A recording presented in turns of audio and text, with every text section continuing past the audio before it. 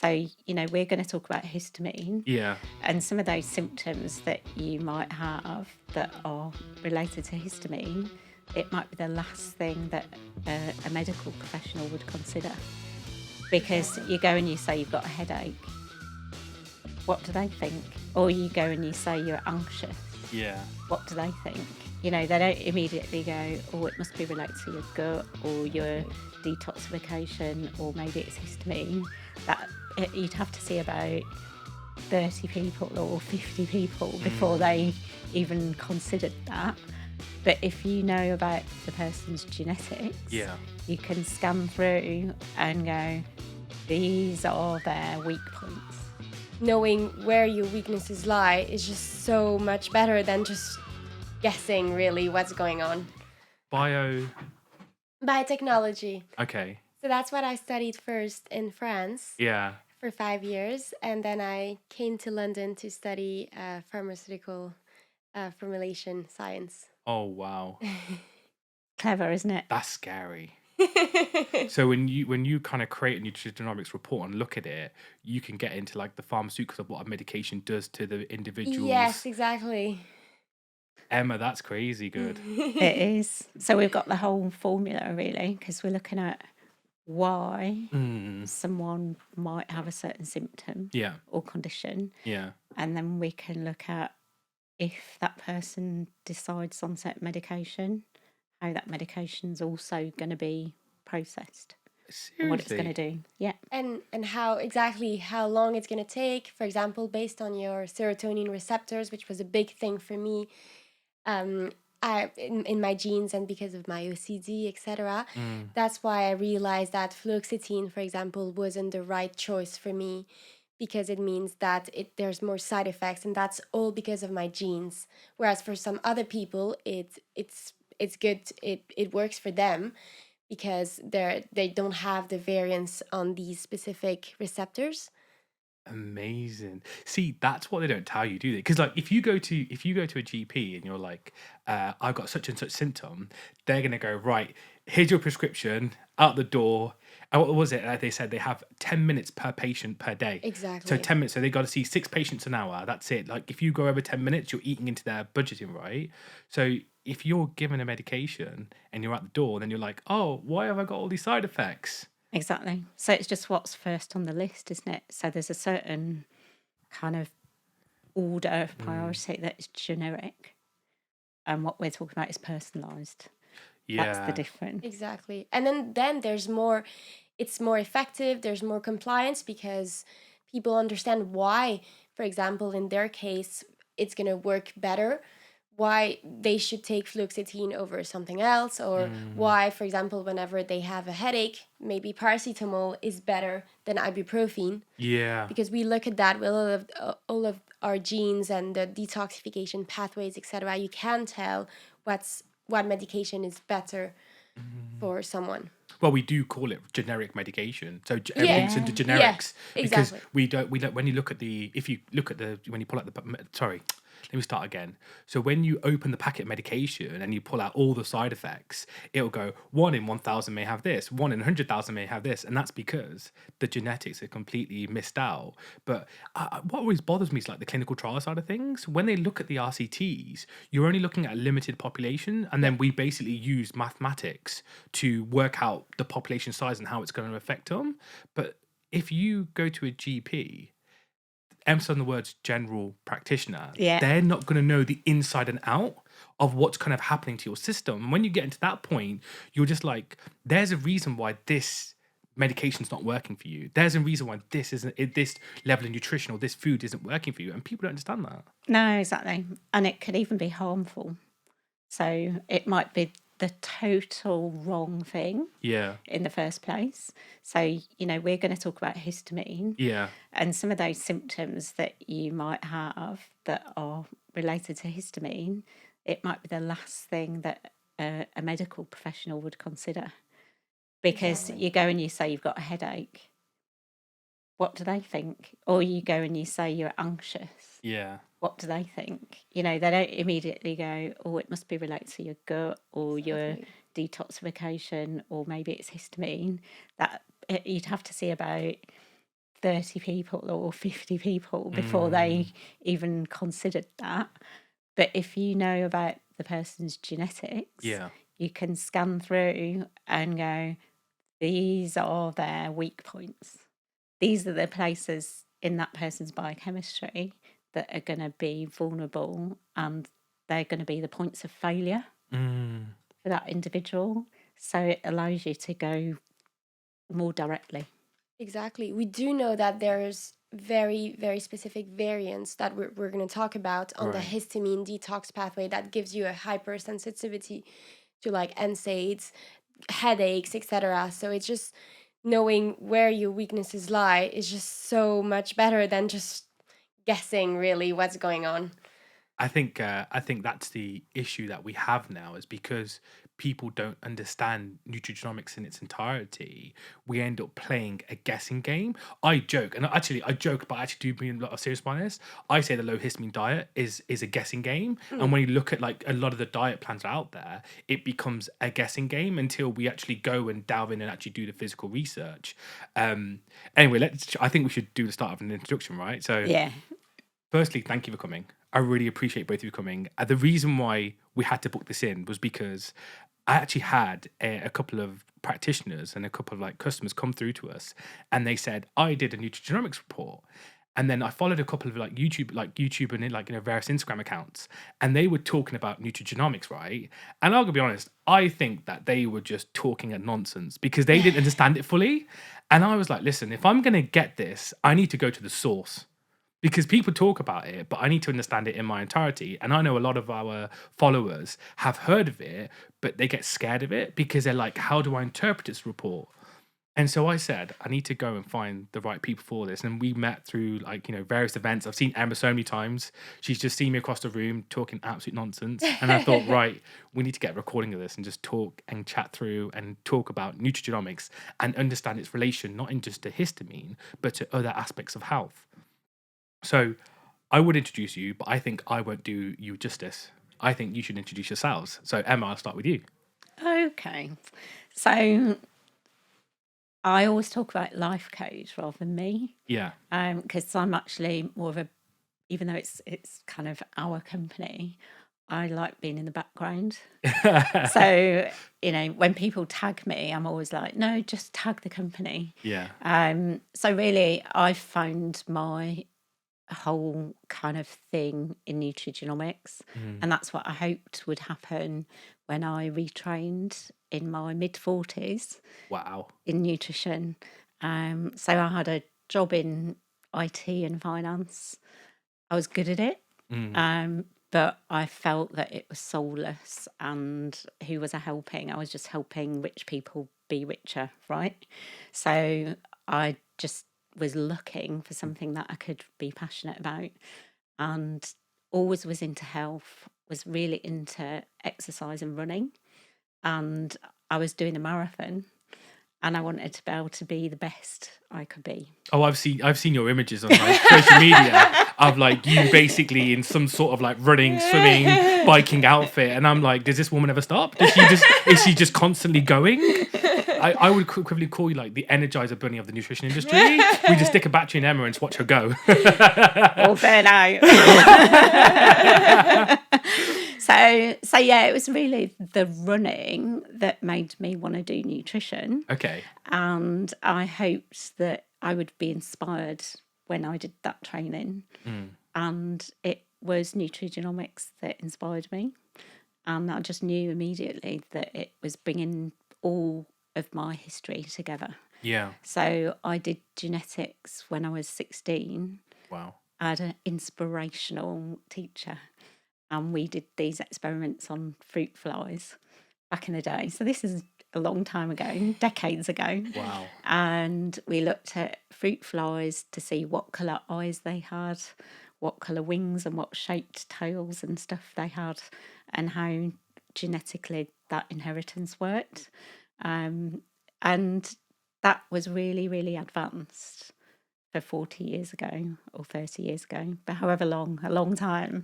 Wow. And then I did a whole different thing that connects back, which was in my music degree. I did a dissertation on music therapy and autism. Oh, really? Yeah. That's fascinating because there's a lot of like research and conversation coming out about how music influences brain pathways, and like people are using, because like people do like the whale sounds to go to sleep and Yeah. stuff. That's true. That's Yeah. because of a frequency. They say, I know it's probably going to a bit more of like a spiritual thing, but they talk about the bodies in different frequencies, and you can tap into different frequencies depending on what music you listen to, right? Yeah, absolutely. And if you've ever been at a concert, or for me it was playing in a band, and you're right in the middle of this sound and it actually vibrates your whole body, Yes. and you feel so part of that big thing. Yeah. And I remember being really conscious of that when I was studying music. So I've studied loads of things, done loads of different things, but my dissertation and my focus at that point was to help kids communicate. So, like non-verbal children, a way for them to actually respond, even if it was like banging a drum or playing a xylophone or waving a tambourine. Yeah. It's a response and an acknowledgement. And these kids might not be able to catch your eye or focus on a face, but they would be able to manage to respond in that way. So yeah, one of many things that I feel collectively led me and converged on what we do now. So, we have a report, we have a test that looks at neurological pathways. Yeah. And that ties back to that and a whole load of really deep dive study that I did on brain structure and brain chemistry back in the day. Wow. And then the genetics and then the nutrition and my IT kind of stuff being the enabler, because that was the tool that it needed to bring all this data together to make it into something useful. That's incredible. So, bit of a long journey. Yeah. Been all over the place. Been around the blocks.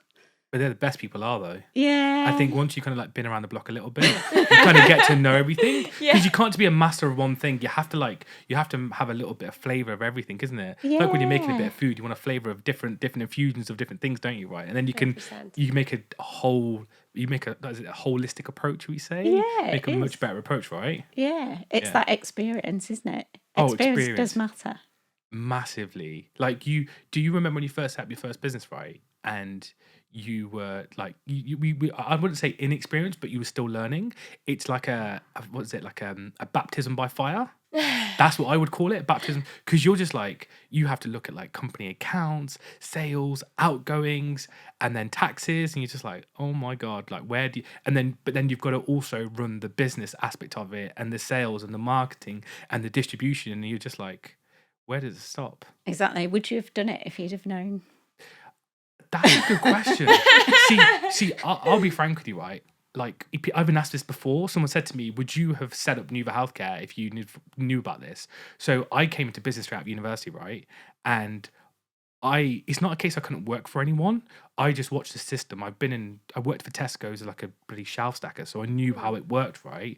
And I watched the structures and the systems. But it's like you said before, when you're doing a job, you always wonder, what's my purpose? Yeah. Like, what is my physical purpose, right? Okay. And if you feel like you haven't got a purpose, you will become depressed. You will. You just will become depressed, right? Because you're just like, I feel like I have no purpose. I'm just doing the same thing over and over again. And then what you'll do is you'll try and place importance on things that don't matter. Yeah. Like you get those people that like, they're like, they worry about the things in the family. Like they know every single thing that's going on with someone. And you're like, what is wrong with you? Like, do you not do other things and know what's going on? Or you got the person that really complains. And I'm like, I don't ever want to become that person. No. Yeah, exactly. Like it's the job's worth. Yeah. It's not even like, it's just like you kind of ask them, what's your like meaning in life? What's your importance on it? And I think, I don't know about you guys, but me personally, it's about learning, right? Like, this is fun. Like, just chatting, just talking nonsense and just learning.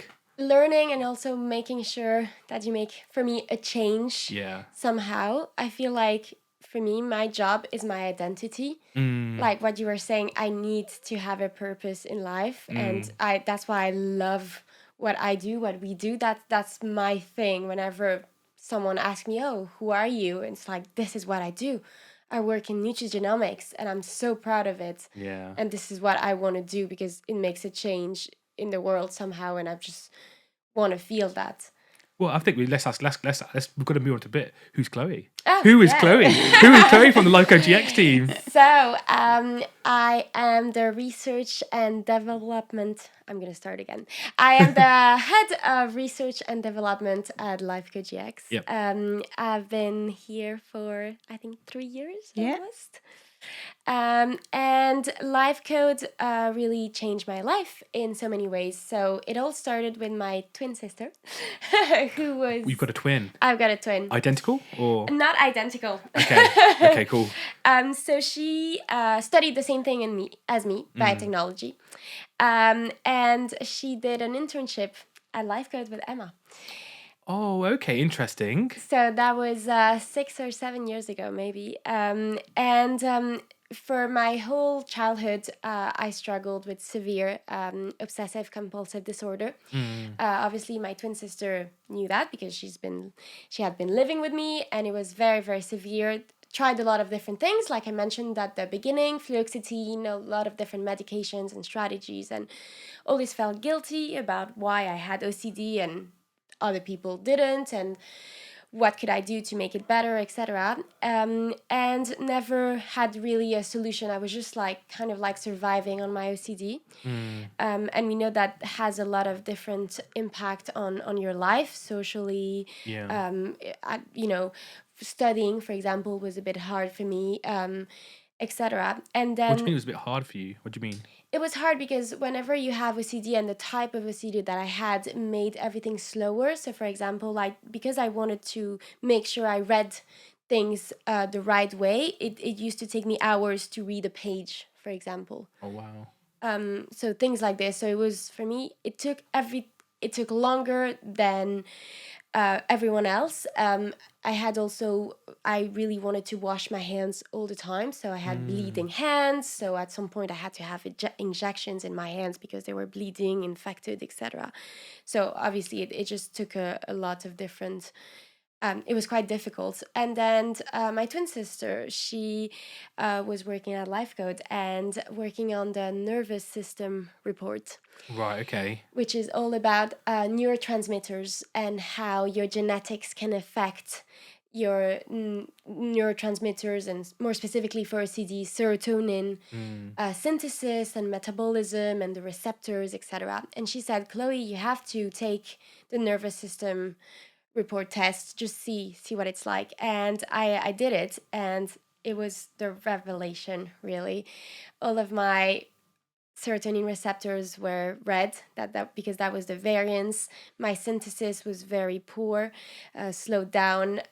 So that's when I realized that nutrigenomics could really do something. And so with that, I applied different things via nutrition and lifestyle factors and just things that I would do based on my personal genetic results. And it changed me. I can now say that OCD is not a thing for me anymore. Wow. Whereas I had struggled for 10, 15 years almost before. That's so. What was it about your Nutrigenomics report that allowed you to make the changes? What did you test for, and what did you change? So I changed a lot in terms of nutrition. Because, for example, vitamin D is such a big thing in serotonin synthesis. And my VDR gene, which is the vitamin D receptor gene, has variants on it. So it's all red. If you look at the report, it's like a red dot. It's a red cluster of red dots, really. Yeah. And for example, I knew that I had been vitamin D deficient in my childhood, but really never, tried to address it. So now, starting to supplement with vitamin D. Starting taking omega-3s, because that's also very important to not have the serotonin get, the tryptophan, that's the precursor of serotonin, gets stolen by the inflammation pathway. But with omega-3, it kind of stops it from being stolen, especially with my genes that usually kind of drive the pathway on that side.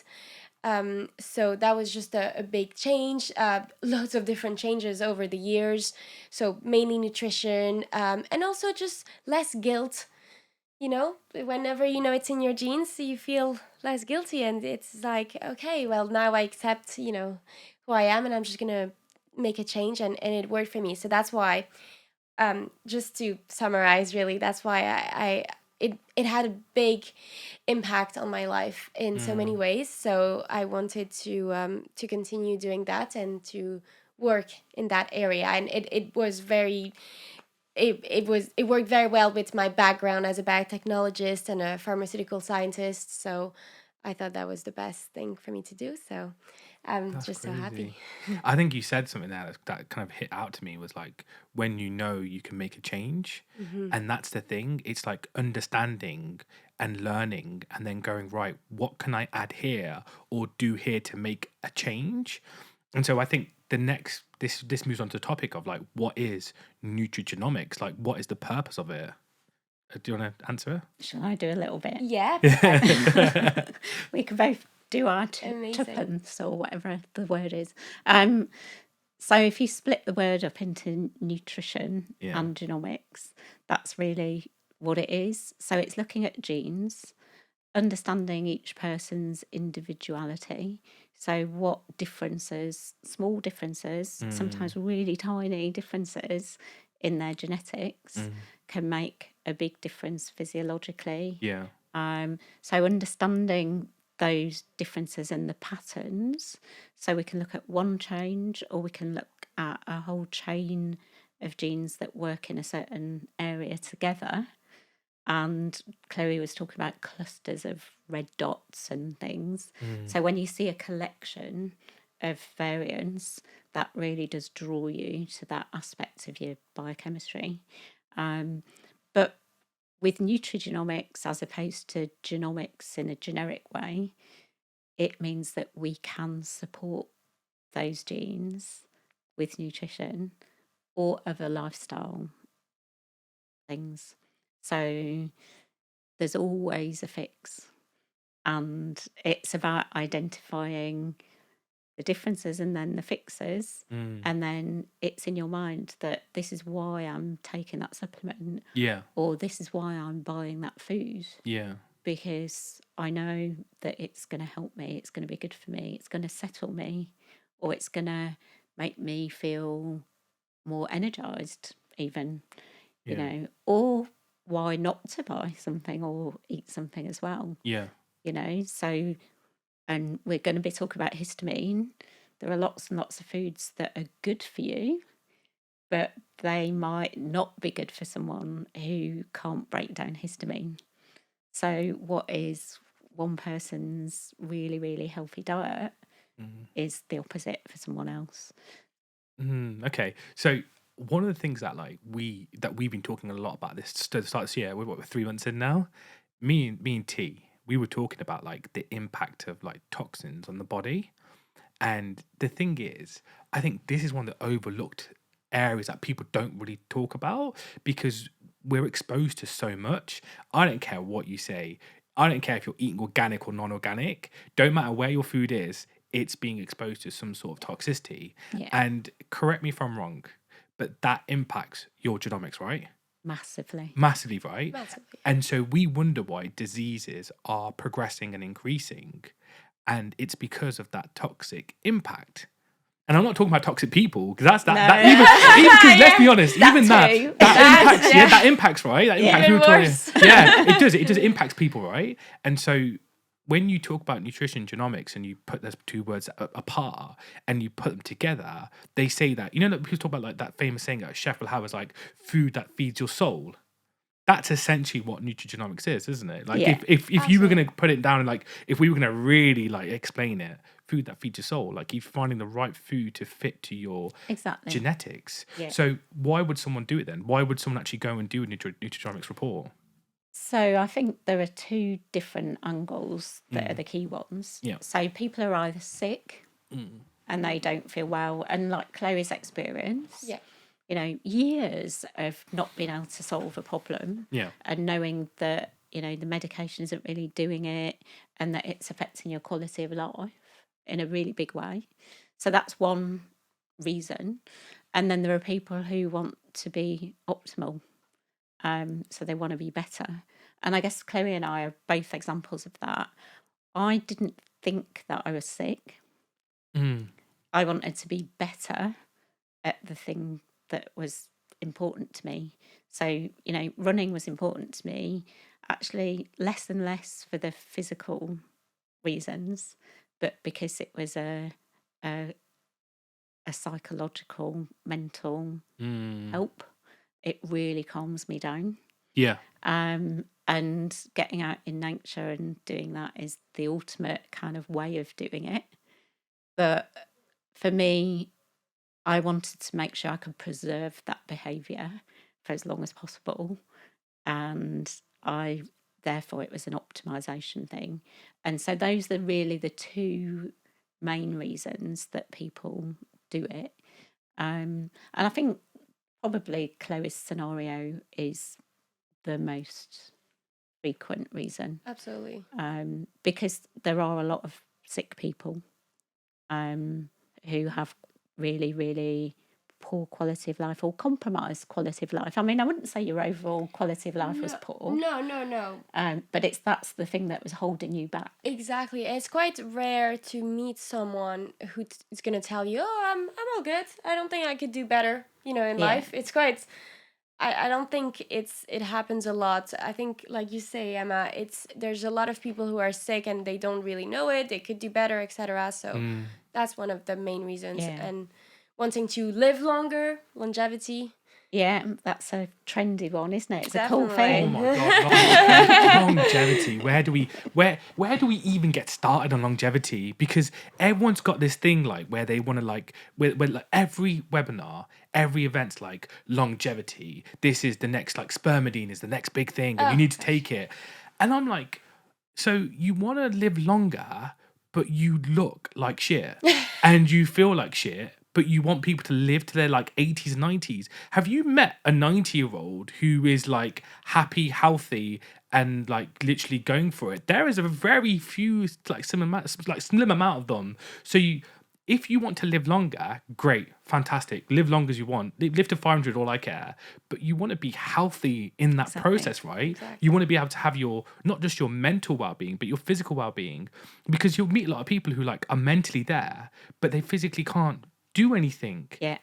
That's different with lifespan and health span, which is exactly whenever you're looking at your health span, you want to make sure you're going to be as healthy as possible for as long as possible. Yeah.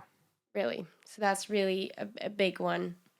And you want to be as healthy as possible your whole life, right? Yeah. So the earlier you can have information and find the key to being healthy for you, then the better it is.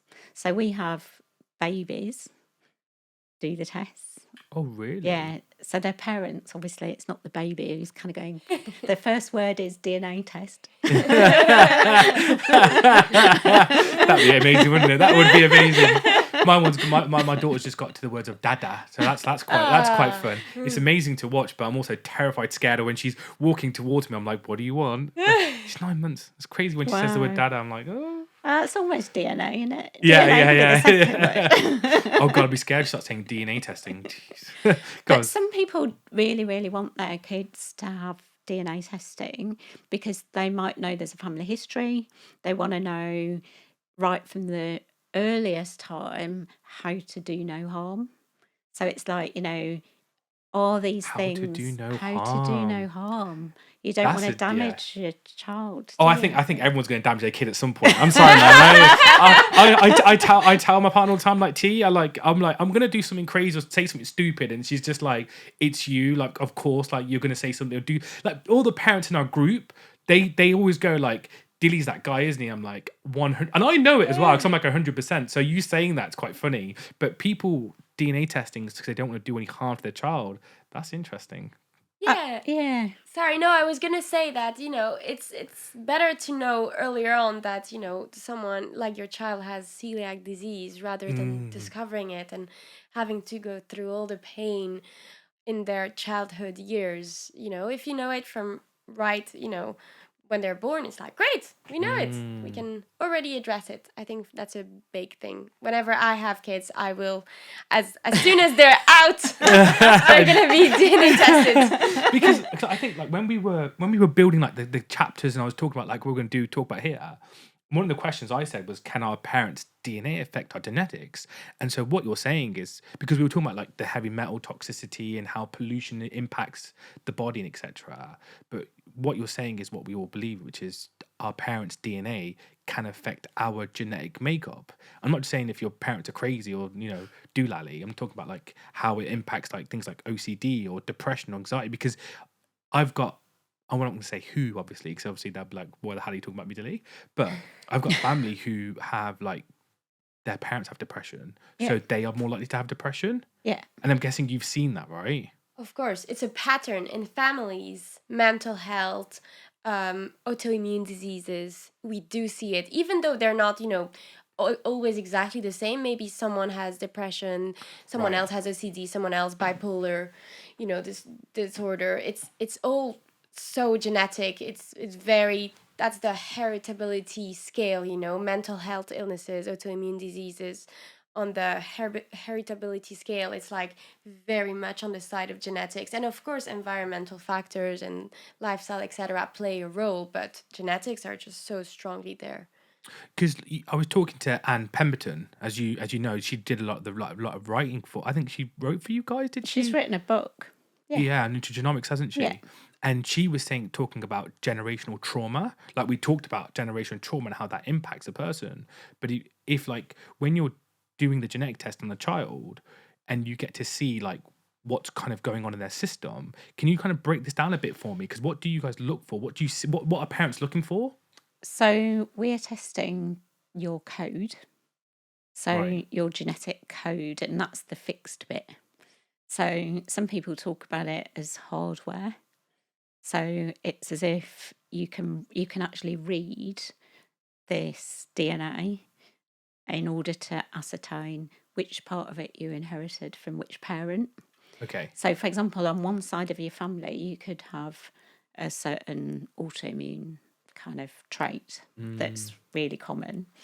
But you could test and the children may not have inherited that. So it's not inevitable, but they may have inherited a risk for it. So with nutrigenomics, this is another angle, is that it's usually not a done deal. So we're not looking at things that are inevitable. It's things that are risk factors for certain things. And you can tell that by looking at the code. So that's one aspect of inheritance. That's the kind of more factual part of it. So you start off with these facts. Yeah. It's a fact that someone has this code at this place in their genome. But then the other part of the equation is the environment, and the environment partly is the environment of the parents, and that will have impacted how that code is expressed, and also how it's handed down in terms of its almost default expression. Yeah. So the default expression is partly due to the letters and the code, but also partly due to the parents' environment, and that is intergenerational kind of inheritance. Okay. And examples of that, there are some really big ones in history. So there was a famine in Holland, and so lots and lots of people starved to death, and lots of other people were malnourished, but they survived and they had kids. And the children of those parents and sometimes their grandchildren, their genes altered their expression so that they were thrifty, because their environment had been that it's beneficial to be able to survive with little food. And so they were programmed to not need much food. Oh, wow. So when they started to eat a normal amount of food, they actually put on lots of weight. It would store all the fat. Oh, yeah. That's a story that we've heard a lot about, because didn't they do that something? like in the history with like I think Africa, where they introduced flour and sugar into their diet, and because it wasn't a staple part of their diet, Yeah. their risk of diabetes and heart and cholesterol and heart issues was just, it increased in a massive scale, didn't it? Exactly. And you know what you said about toxins? Yeah. So that is exactly what is happening right now in the world. Mm. There are new toxins and different toxins, you know. So if you kind of look back to the Industrial Revolution, the biggest problem, say in the UK, was probably coal burning and Yeah. pollutants Yeah. from that. But now when you think about food, plastics. So all our food, even if it's organic, it's wrapped in plastic, right? And that plastic oozes out different chemicals Yeah. into the food, and then we consume that food. And so those particular toxins, as humans, we've never been as exposed to them ever as we are now. They're a new assault on our system, and our genes don't know how to deal with that. Emma, that you're now you're going into a new territory of good information. Right. You know what I was thinking about last week, right? I texted my brother this, right? And I texted T, and I was like, you know, Coca-Cola, right? So like, you know, we know Coca-Cola is basically, you know, in the nutrition industry, you know, Coca-Cola is basically toilet cleaner. Yeah. You want to descale your toilet, you want to clean a penny, you pour Coca-Cola onto it, right? And I said to T, you know, plastic Coke bottles, if you put a tooth into Coca-Cola, you can degrade it. There's videos all over YouTube that show a it's tooth being hideous. degraded, Yeah. right? So if Coca-Cola can degrade a tooth, right?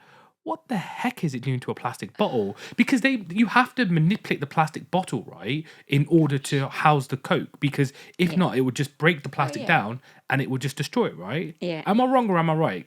And I said to T, like, do you think if you got like a bottle of Coke and just poured Coke on top of it, you could like do it break down? And then she was just Degrade like, yeah, Dilly, don't do that because you'll get cancelled and you'll probably get your ass handed to you. So I was like, yeah, but the thought process is kind of there, right? Yeah, exactly. And, you know, randomly, some people are better at genetically Yeah. managing that and detoxing all that horribleness. And it's true. Like what you're saying, we've all got loads and loads of examples that we would all pull a face and be horrified Yeah. by in terms of the chemicals in our environment. Some people have looked out, and nature, the reason that we're all so different is nature is hedging her bets and giving some people resilience to some things and other people resilience to others. Survival of the fittest, right? Do a bit of Darwinism there. But fittest in what context? Exactly. It depends always on the context. Well, yeah. Even if you look at like really wealthy people, like what we would consider wealthy, right? Some of them, you're just like, you don't look well, if you know what I mean. Like you Yeah. don't look well. And when people use that term wealth, what do you define it as? Do you define wealth as in physical money, or do you define wealth as in health? Because we say, you know, health is wealth. We always say it because if you can live till 80, 90 and continue working and still function, that's pretty incredible, right? Yeah. So that's so these new toxins you mentioned. I got to ask, what are you seeing what's the impact are you seeing in the reports with people? So do you want to talk about detox? Yeah, absolutely. So basically, we have some genes. Everyone has these genes that are very... And not genes as a closed gene, genetics, yeah? Yeah, exactly. That are important for detoxification. And basically, what's detoxification? It happens in two phases. The first phase is all about taking the toxin, everything that we've just talked about, and converting it into an intermediate kind of like compound.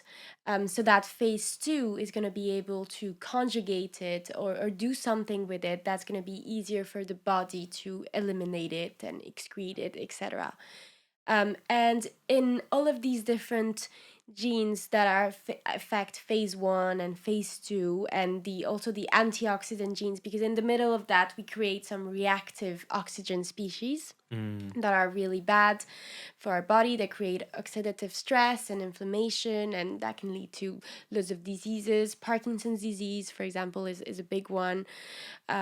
So all of these genes, they can have variants on them, and that's why we're so different. That's why, for example, if we talk about alcohol, that's a big thing in our world. We will detoxify it differently. The three of us will have totally different alcohol detoxification pathways, and that's due to our variants. So that's how you can see the difference in what you can do yourself specifically that will affect your response to alcohol, to that specific toxin. That's interesting because so I don't know about you guys. Like, do you are you much of an alcohol drinker, or do you just tend to here and there, glass of wine? Here and there. Yeah. So it is a here and there thing. I think in our industry we don't really not big drinkers, are we? No. I used to like at uni, and when I did my previous career, I used to drink a lot. Yeah. And everybody knows it's bad for you. But again, it's just when you know more about what's actually happening and what it's doing to you, then that's a real disincentive to do that to yourself. Let alone all the other, how you feel, what you might have done if you were really, really, really drunk, all those dangers that come with that. But actually, by knowing and looking at your biology and your genetics. I mean, for me, the alcohol thing was really revelatory because I get to a certain point and I'm like quite a happy like Saul. Yeah. But then I suddenly just flip to being completely drunk and I would literally fall asleep. Wow. Okay. So I've been to karaoke parties and I've been the person with all the karaoke going on, and I'm under a pile of coats on the sofa in the corner. So next group party, we go and do karaoke together and watch Emma sing. So, but that's what it does to me. So my genes can cope, but then they get saturated, and the next phase doesn't cope with that saturation. So I just kind of literally bomb out, and that's me. That's me for the evening. That's my evening over. Okay, that's made me think of I know it sounds really ridiculous. I like TV. You ever watch Brooklyn Nine-Nine? Yeah, of course. Do you remember they did the thing with they one of the ladies go they're 5 drink Amy and 6 drink Amy. Do you remember the episode? No, and they were talking about how if you this person when they have one drink they're one person, then they have a second they change a bit more, and you've got that friend in your group who'll go from really really quiet to suddenly a bit more louder, and then their personality changes to a different part of it. But the reason why I was talking about the alcohol thing, right? And I'm glad you brought this up. I had a couple of drinks it was a couple of months ago now because I don't really drink. I tend not to drink. I'm not a big fan of it. I mean, I enjoy the occasional drink, but it's rare that I do it. Yeah. And I had a beer and I think 2 whiskeys. I was so hungover the next day, and that's nothing. I could drink a lot. I'm a big dude. I can drink, and I used to drink. You know what I mean? We drank, but I just realized that I can't function the next couple of days afterwards. So if I'm right in saying that's down to my methylation, right? My body's not breaking down the alcohol correctly, and it's impacting some sort of genetic, which is causing issues for me, right? It's probably a tolerance thing as well. So our genes are so clever.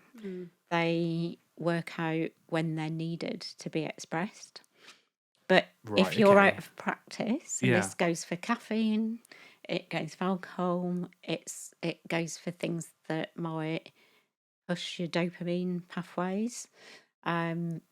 Your receptors, so Chloe talked about receptors earlier, so they're a type of component in your body that catches the chemical, whether that's alcohol, whether it's caffeine, whether it's sugar, and then decide how to respond to it.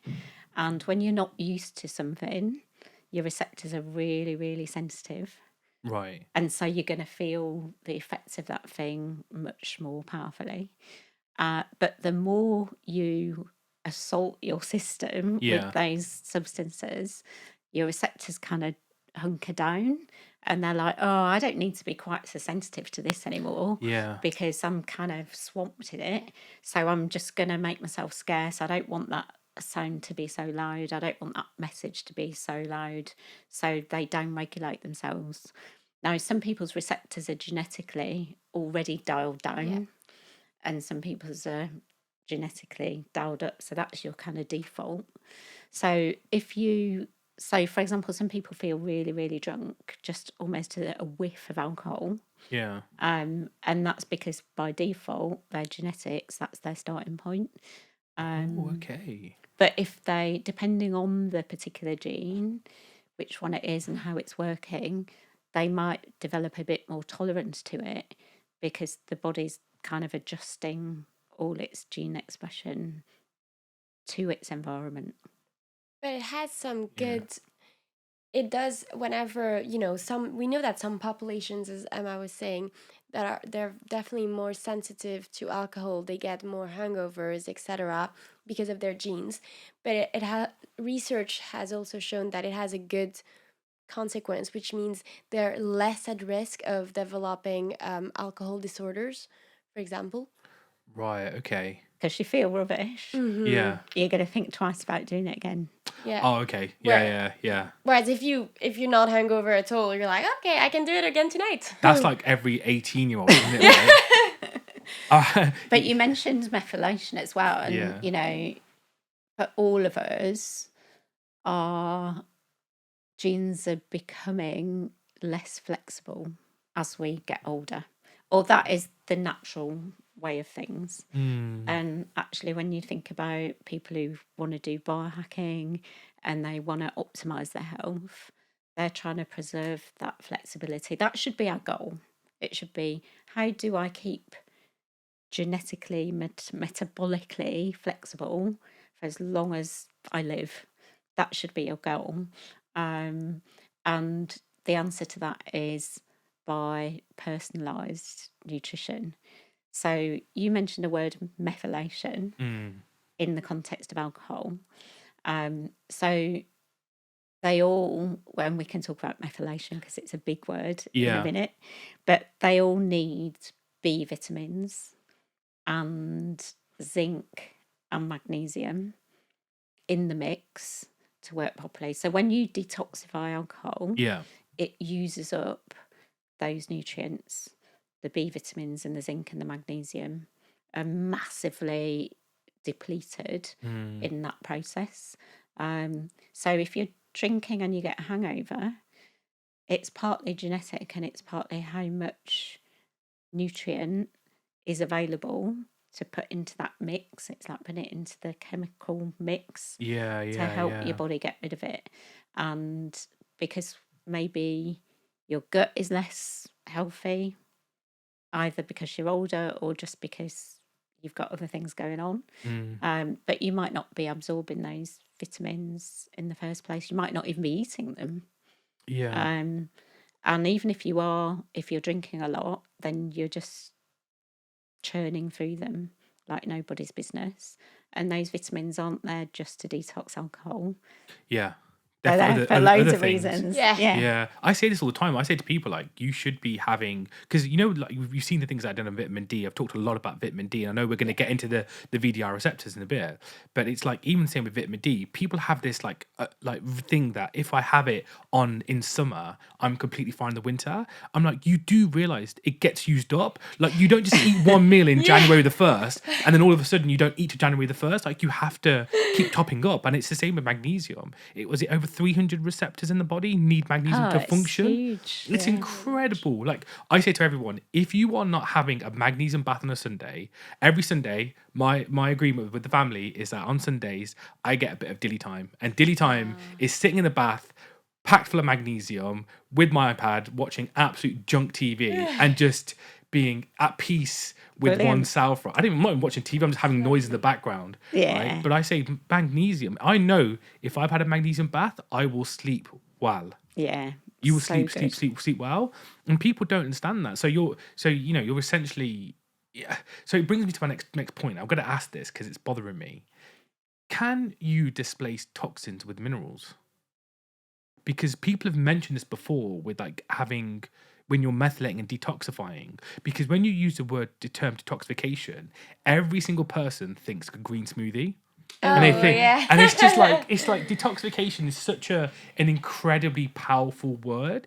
If you are going to use it, you need to know what you're using it for, because you'll go to like Pret or something and they'll go detox smoothie. I'm like, I literally roll my eyes at it because it's just good marketing. But if you look at the idea of methylation and detoxification, can you use minerals and to help you detox? Because I know you had mentioned the phase 2 detox, Chloe said a second ago, and that I know there's glutathione. You guys talk a lot about glutathione. So come on, you need to explain this to me. I need some education right now. There's selenium, there's glutathione. For example, glutathione and selenium, they're big cofactors of a big gene called GPX1, which is glutathione peroxidase 1. Okay. And basically what it does, it converts the reactive, kind of like the bad things that happened from phase 1, from detox phase 1 into a better compound that's going to be easier for the body to eliminate. And so yes, minerals I think are such a big part of detoxification. You're right, it's not all about green smoothies and Brussels sprouts and kale. It's great though because it looks good on photo, right? It looks it's a great Instagram image, right? Like we got this guy. I'm eating this today, so sorry, carry on. I'm just laughing I'm just laughing about the images of the detox smoothies. Sorry, carry on. I know, exactly, which is why you need many minerals to help your body do its job. So GPX1 is one of the many that are important. There's manganese, that's super important for another gene called SOD2, which is I can't even remember the superoxide dismutase. Thank you. Superoxide dismutase. Thank you, Emma, the science. Thank you, that science, whatever. It's that itched in my brain. So that's a big one that needs manganese as a cofactor. So I think it's just such a big thing. Minerals, definitely. Yeah, they all work in tandem with each other.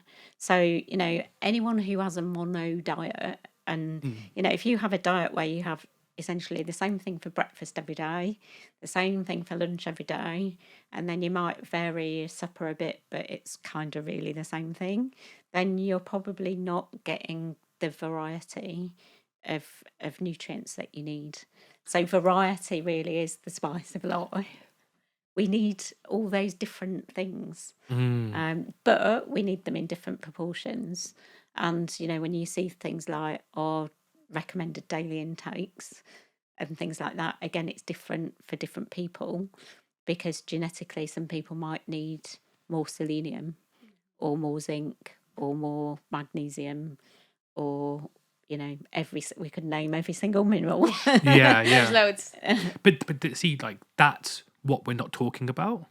The fact that we're not like doing a nutrigenomics test on every single person when they're walking through the door is it just bombards me with because you can't give people generic stuff. What works for one person isn't going to work for the other person, and we know that, but we just don't apply it. Because just imagine saying to someone you're exactly the same as another person, you'd be offended. You'd be like, how dare you tell me I'm like everyone else? Exactly. But you're not. You're completely different. So if like a clinician walks in and they nutrigenomic test you, they can then work out, listen, you've got a deficiency in A, B, C, D, F, G, and this is the impact it will have on your system. Am I right? Am I wrong in saying that? Absolutely, yeah. And you could start with the really simple things like vitamins. Yeah. So vitamin A, some people cannot activate or convert beta-carotene, which is a form of vitamin A that you find in red, green, yellow veg. I always think of peppers. Yeah. But carrots, you know, sweet potato, anything that's kind of orangey already, but a whole range of things, it needs to be converted to retinol in order to do its jobs, like support your eyes.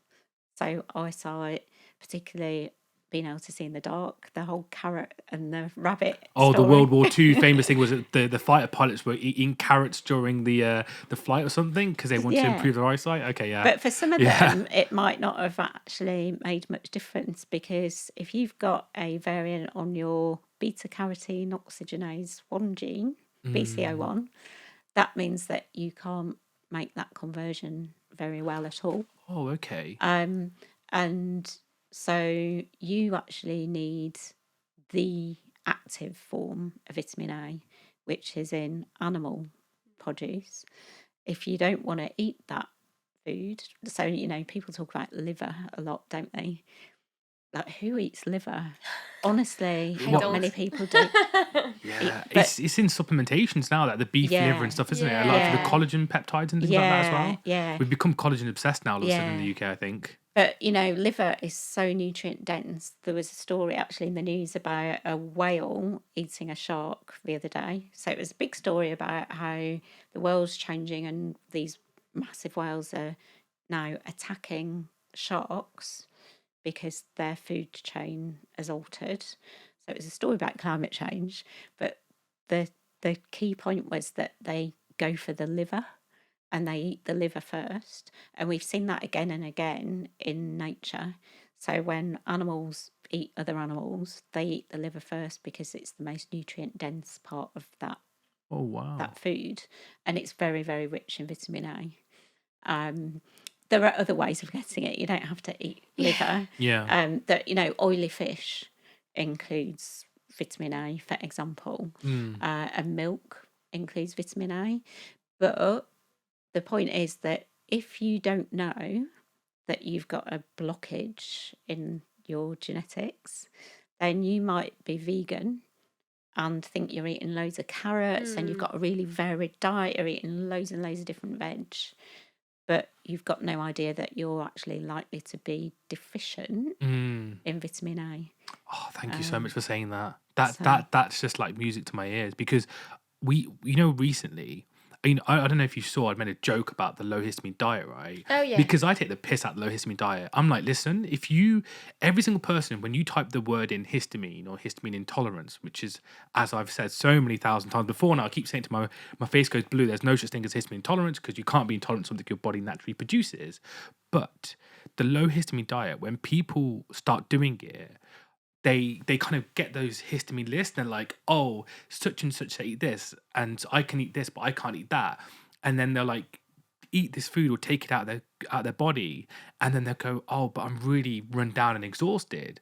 I'm like, no shit, Sherlock. You're taking out a food or a nutrient or a vitamin or a mineral that your body physically actually needs, and you're removing it from your system. So what do you think is going to happen? But like, it's great because we kind of get this short-term like rush of like not having that reaction, right? Which is great.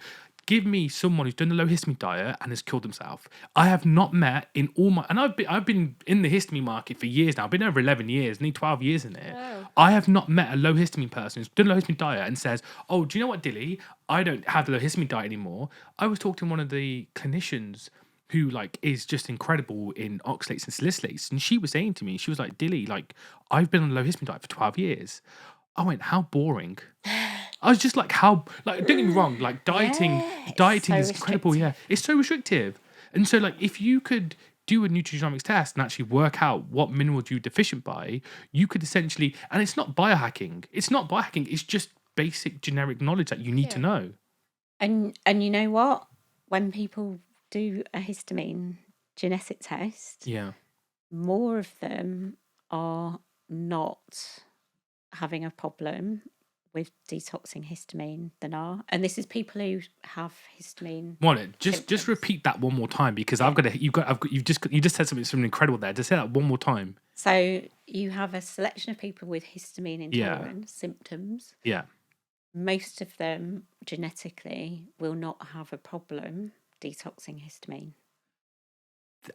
But they're obsessed with it. Exactly. They become obsessed. They're like, they say like, oh, like this is something that I've been like got from my genetics. And I'm like, it didn't just happen overnight. Like, you didn't get it as a kid. It's a build-up, right? Yeah, exactly. This is why you got it when you're 30 or you're 40 or in your 50s. Yeah. It's what you put in your histamine bucket, really. Yeah. All the accumulation of everything. Yeah. Your foods. And they're really disappointed. Disappointed. You're like, but you've got a green report. Everything's green. You know, that's good. It's good news. I bet then they say to you, oh, that report's wrong. Yeah. The report's fake. It didn't make sense. I guarantee they'll say that, right? I've had that so many times. Oh, okay. What we'll do is we'll just send them this video and just go, well, here, this will explain it to you. Yeah. So it's not inherent, it's not genetic, this problem. So what is it? And it's not just the food because, you know, as Chloe mentioned, the bucket. Yeah. So if you think of, and everyone's used the bucket analogy a lot, haven't they? So you got this bucket of histamine and it's got a little hole in the bottom, which is the output. That's your detox pathway. And it's got all these things piling in the top that raise your histamine levels, but the food is just part of that, right? And it's that sometimes someone can eat that kiwi fruit, they can eat that strawberry, and they don't get any histamine flares or symptoms. Yeah. And then a week later, they're like, oh my God, someone slipped a strawberry into my salad and it's made me kind of come out in hives or whatever, you know? It's like, it's not the strawberry or the histamine that you're inherently allergic to. You know, that's actually a good outcome of a genetic test, because then you can go, well, actually, let's have a look at your detox pathways. Yeah. Let's have a look at your methylation. Yeah. Like, let's kind of scan your whole system, really. Yeah. And it might be that maybe that person's got more of an issue with hormone detox. And it's the hormones that are building up alongside the histamine, and the hormones might be, particularly estrogen, can actually stimulate more histamine release from mast cells in the body. So estrogen can be adding to this bucket. And so depending when a woman eats that strawberry, like is her estrogen high or low, that might be a key to when she can tolerate that food. And it's kind of like a vicious cycle. The more estrogen, the more histamine gets released, etc. So and then the more histamine, the more estrogen. So it's just it depends on where you're at. If you're stressed also. Yeah. Stress is just such a big thing. Oh, 100%. Stress, you make a decision while stressed, you will make a different decision if you were in a happier place. You make, like, you know, you do, like, if you're in a stressed place and you go for let's go back to the joke of alcohol, you may drink more, but if you're in a happy place, you might know where to stop, right? Yeah. And then if you're stressed and you're going to see your GP, you may say the wrong thing to them because you're in a space of stress, right? Okay. So are you saying that stress has an impact on your nutrigenomics report as well in some ways or anything? It wouldn't have an impact on your report, but it would interact with your histamine. Exactly. Right, okay. So it's all of these different things like alcohol, you know, that we were mentioning. There's for example, the same gene detoxifies alcohol and histamine, ALDH2, so it kind of like competes. So if you're having histamine issues and on top of that, you know, you have alcohol, and on top of that, you're stressed, and on top of that, you have more estrogen. It's just like an accumulation of things, and you're not going to see it in your genetic report, but you're going to feel less well. And then we, with the genetic report, can tell you, oh yeah, you have a variant on this gene, for example, and this is, it's going to make you even more weak on this specific pathway. Whereas if it's completely green, we can tell you, oh, actually it's all, alcohol, stress, etc. So a particular one as well is stress chemicals. Yeah. So if you think of adrenaline. Yeah. So actually that's a same or similar chemical family as histamine. Yeah. So there are all these things called amines. Biogenic amines is the big technical word, but they're all amines. And so they're all amino acids, they're all protein. And so your body will make histamine or it'll make dopamine. And that dopamine, when you're stressed, gets pulled down the chain to make adrenaline. So you've got more of these amine kind of chemicals in your body. And there are so many converging points genetically where those chemicals are detoxified through. So Chloe mentioned the alcohol gene. So that's one route. And then there's methylation. It's massive, isn't it? So there's a gene called COMT, COMT, and that is, I use this analogy of you've got all these roads that are joining the motorway. Yeah. And how many lanes have you got on the motorway? If genetically you've only got one lane, it's not really a motorway, you know, there's a load of roadworks down one side and then all this traffic is piling in and it can't move because there's just no capacity. And so if you've got a variance on your COMT gene, you might have what is called a slow COMT.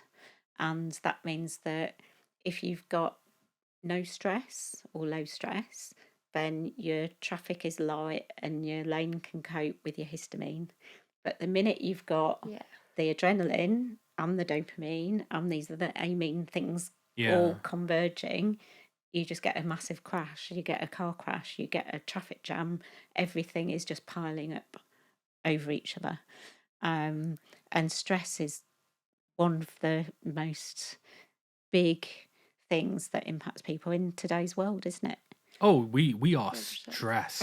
Like, I was stood outside when we were getting ready for this, and I was just like thinking of work and stuff like that. And I don't know about you, but in the evenings when you're like you try and go to sleep and you've got something on your mind, you will just overthink and overthink and overthink, and we have a tendency to try and pack in as much as we can within 24 hours. Do you know what that is? I have a theory and I know what it is, right? I know it's a bit besides the point. I think it is, right, because people keep following stupid news pieces where they'll go things like Elon Musk works 100 hours a week, and I'm just like, yeah. And I said this in the last podcast. It's because he's wealthy and everyone does things for him. Someone's cooking his meals, someone's taking him to a place. I said this to T. I was like, do you know what? I goes, if I could have the money, all the money in the world, I'd want a driver.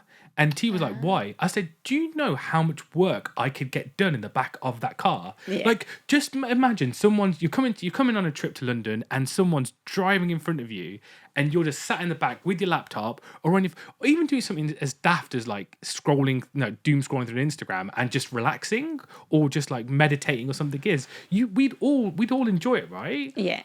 Like, 100%. Forget who the hell wants to buy an expensive car. I'd get myself a driver, but you know, I digress.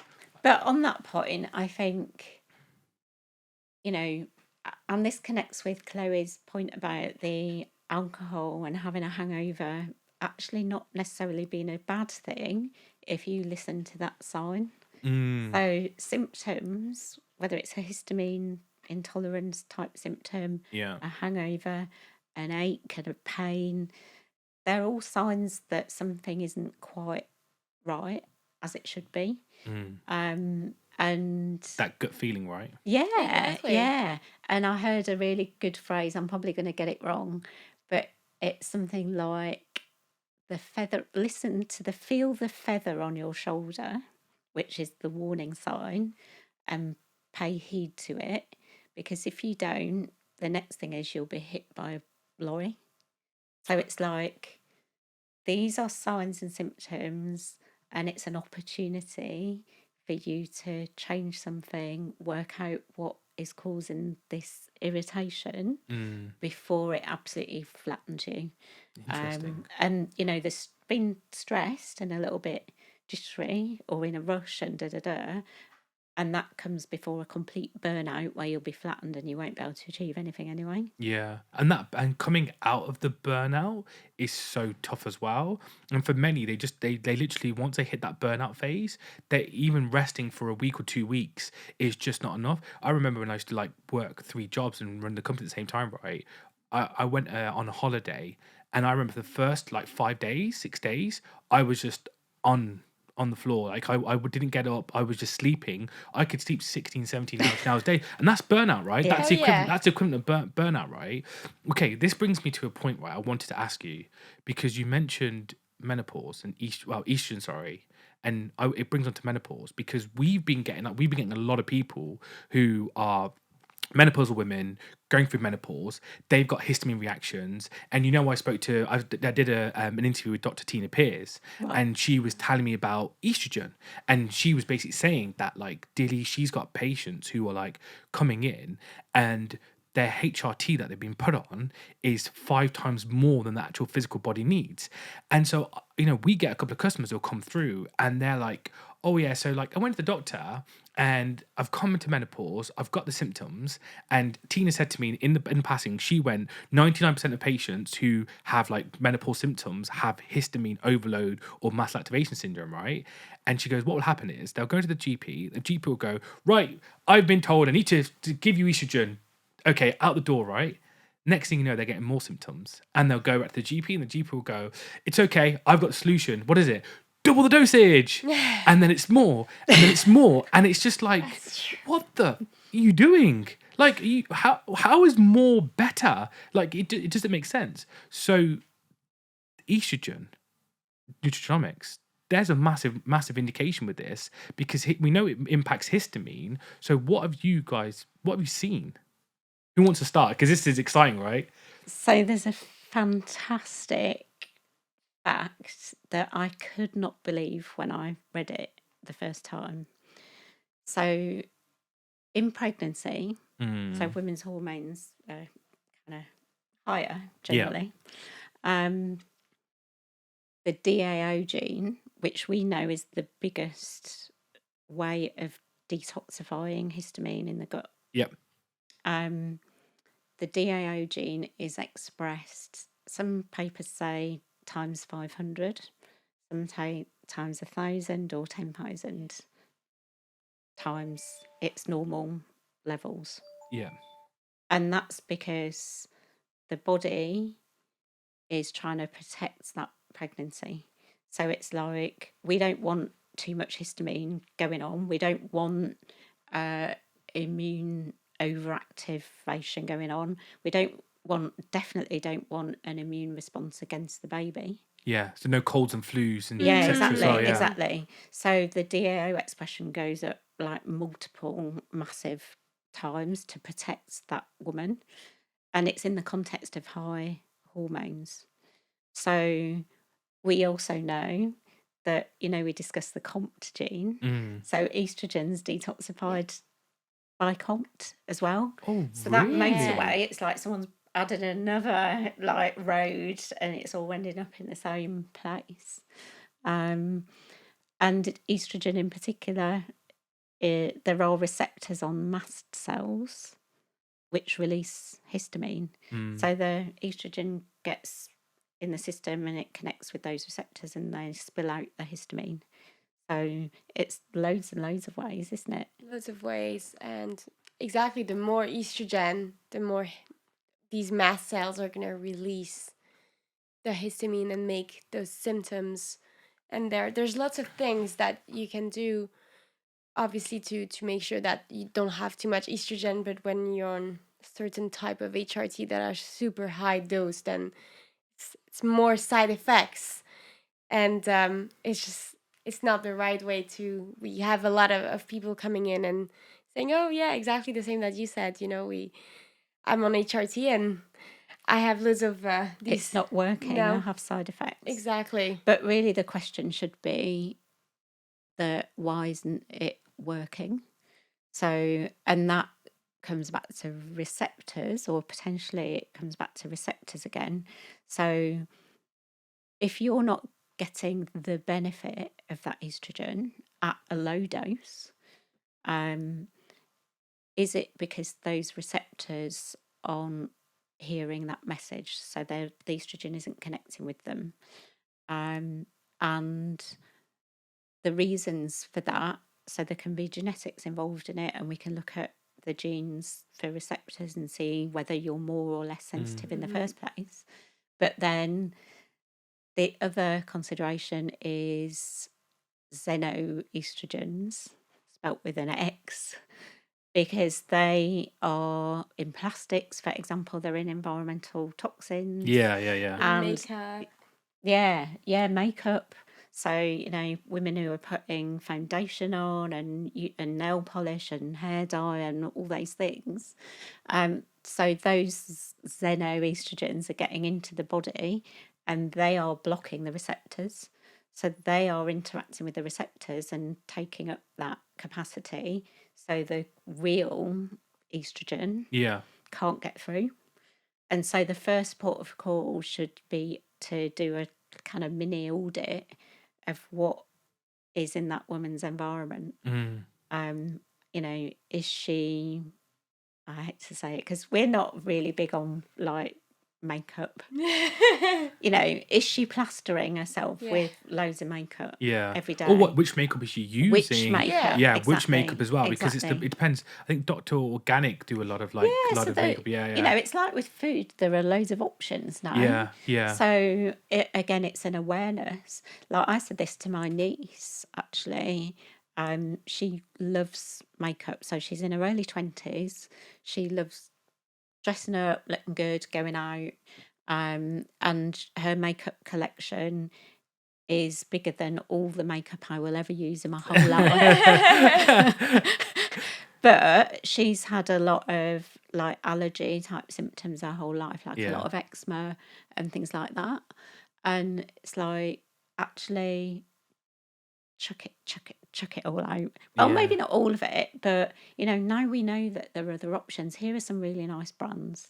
So you don't have to go without necessarily. You just have to have that awareness. It's the adaptation of it, adapting and adjusting to it, isn't it? Realistically, also, I personally think, and this is just my opinion, I think if you are going through menopause, you should do a nutrigenomics test, and you should understand what's going on in your histamine and understanding how you're detoxing, because a lot of people will talk about like glutathione and like using that as like I think someone like a chap actually said to me who does like they do like the glutathione drips, etc. And he was saying that the glutathione drips because he felt cleaner after kind of doing it. And if I'm right, glutathione triggers the phase 2 detox, and that helps the liver and the kidneys to detox, and that's like a natural, it's a good way of just kind of giving the body a good clear out, right? Do you think that'd be a good role for a woman with going through menopause? Would that be an option for them, or do you think they should be nutrigenomics testing? I think first there should be nutrigenomic testing, because you want to address what's their weakness, like her specific weakness. Because it's all going to be different. One woman who's going through menopause, maybe she has a variant on the GST genes, which are the glutathione genes, for example. Whereas another woman, it could be something else, something that, the estrogen receptors that have an issue, something like that. So it's so different. You can't just take one approach.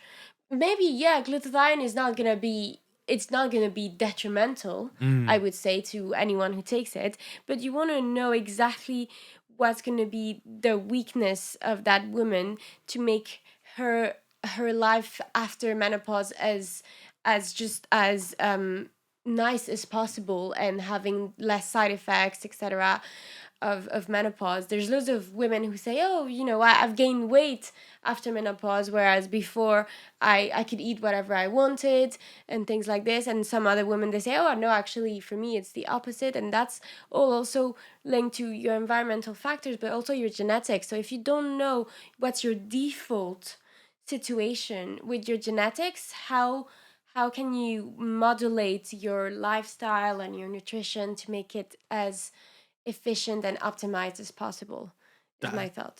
That's the truth of it, though, isn't it? Like how can you optimize if you don't know what's going on in the first instance? Exactly. Like even when people come to us, because I'll get the odd customer who's just like, oh, I'm taking Toxaparent, and they're going through menopause, and I'm like, we're not going to do jack all. Like you're literally, Toxaparent's mopping up the histamine, but your body's still reacting. It's still adding it in. Like, no matter what you do, you need to find out what's causing the issue in the first instance, because you need to limit that system. And it's not just everyone focuses on estrogen, but you just said it there, like xenoestrogens, like that's a major impact on our system. You've then got heavy metals, and you've got toxins in like the plants as well. And it's like, what antibiotics are they spraying to things? I said this to I think Heather from Iron did a piece about molds. And I said, if you watched any TV program, right, where they talk about agriculture, when they get wheat and barley and all those different types of plants that we use in our day-to-day food, they actually measure how much mycotoxins and molds are in those plants that are acceptable. Like, remember the words acceptable. Yeah. So, because they know that we're exposed to it, like they know. But if they stop it, they say we're not going to get exposed to it. You're just going to end up not being able to eat a lot, right? Yeah. And we need to eat. So if you remove, like, if you have an acceptable level, but what they don't say is the accumulated effect. Because accumulation is where it's at, right? Because if you accumulate more and more and more from it, it's like polyethyl glycols. We know polyethyl glycols are made from petroleum, and people are like, oh, it's in vape pens, right? It's one of the carriers that they use. And it's like, yeah, it's great in small dosages. You read the clinical trial paper and they test it and they go, oh, not everyone's going to be affected by this. But if you've got it in like vape pens, then you got it in supplements, then you got it in medications, and then you got it in foods, what do you think is going to happen? It's the bucket again, isn't it? Yeah, it's the bucket. It is the bucket, and it's detoxification. It's not drinking a green smoothie or eating a frigging salad. I'm sorry, that's a wonderful picture and it's a wonderful image, but it's going to do jack shit for you. It's like you can go and eat the healthiest diet you want to, but next thing you know, your symptoms are still going to be there. And so, like, I don't know, I didn't really understand nutrigenomics in its entirety, but this has made me think about it in a completely different way. It's like, this isn't biohacking. This is just understanding your genes and understanding what your body's doing. This isn't hacking at all. This is just going, this is your body's blueprint. This is what's going on. Exactly. This is what you need to do. This is the supplements that you need to take. Do you need methylated supplements? Do you need unmethylated supplements? What impacts this food going to have in your body? If you take that to an NT, they're going to look at you and go, okay, we need to do A, B, C, D, F, G, and next thing you know, you're going to feel great, right? Yeah, you should do. And I think, you know... No, you not should do, you will do. Yeah. You will do, because that's the whole point of what we're doing. We will do. You will do. You will do. I mean, I, again and again and again, see people come in with carrier bags full of supplements. Like, literally, we've all seen it, haven't we? Yeah. And they're good supplements, you know. They're good brands. We know that they're potent. They've got good amounts of the various nutrients in them, but they don't need 3/4 of them. And maybe there's something that they do need, that even though they've got carrier bags full, they've missed that really vital thing for them. Yeah. You know, and so the nutrigenomics is a way of identifying what is the priority for that person. So you don't have to waste your money on loads of things. You just have to be able to be directed to choose the ones that are going to help you. And it's not just supplements either. It's like all the things we've said. What can you avoid? Medications, yeah. Like looking at that medications can, like, you know, like you said before, was it fluoxetine? Fluoxetine, yeah. Fluoxetine, like, you know, how that impacts your system is so important. So I think like the main thing about methylation is when we talked about COMT, there's been this like central point where so many things converge. The name of that gene is catechol O methyltransferase. So the methyltransferase part of that is basically inferring or describe it, how it transfers a methyl group. And that's what methylation is. So when we talk about methylation, really big word, most people go, oh, I've heard of it, but I don't really know what it is. We basically mean that biochemically, we are transferring this little chemical, which is a carbon and 3 hydrogens, from one thing to another. And it's demethylating the donor and it's methylating the acceptor. And for things like estrogen, if you methylate estrogen, it becomes a non-toxic form of estrogen. So it's part of its detoxification process. And similar with histamine. So there is a gene HNMT, histamine N methyltransferase, that adds a methyl group to histamine, and that's part of deactivating it. And it's the major branch in histamine detoxification. It's like histamine gets detoxified at 70%, about 70% in that branch, methylation. And then the rest is what we talked about with the gut, with DAO. And then there's a minor branch is called acetylation. But really methylation is that... It's big, isn't it? It's that big branch that has a huge impact on histamine detoxification. And so if you have a lot of histamine, then that's going to use up a lot of your methyl donor resources, and it's B vitamins and zinc and magnesium again that you need to create that methyl in the first place. It's the basics, isn't it? Going back to basics. Yeah. But actually, when you sent the image across of the methylation cycle, you highlighted a word, and I think I may have read it on that image, I can't remember now, but the word putrescine or patricine, I was saying it right. And last week I started looking into putrescine. I don't know why. Just when you kind of like end up in a bit of like an Alice in Wonderland rabbit hole, right? I started reading about that and cadaverine, and I didn't realize, because I've heard it in the passing, because I know like with histamine we talk about the decarboxylation process of food. It brings the aroma, taste, and smell of like coffees and wines, etc. But putrescine and cadaverine also are detoxed by diamine oxidase, and we get it from food. It's actually how it's good for the body, because it's how our body grows, and it provides like the autophagy of the cells.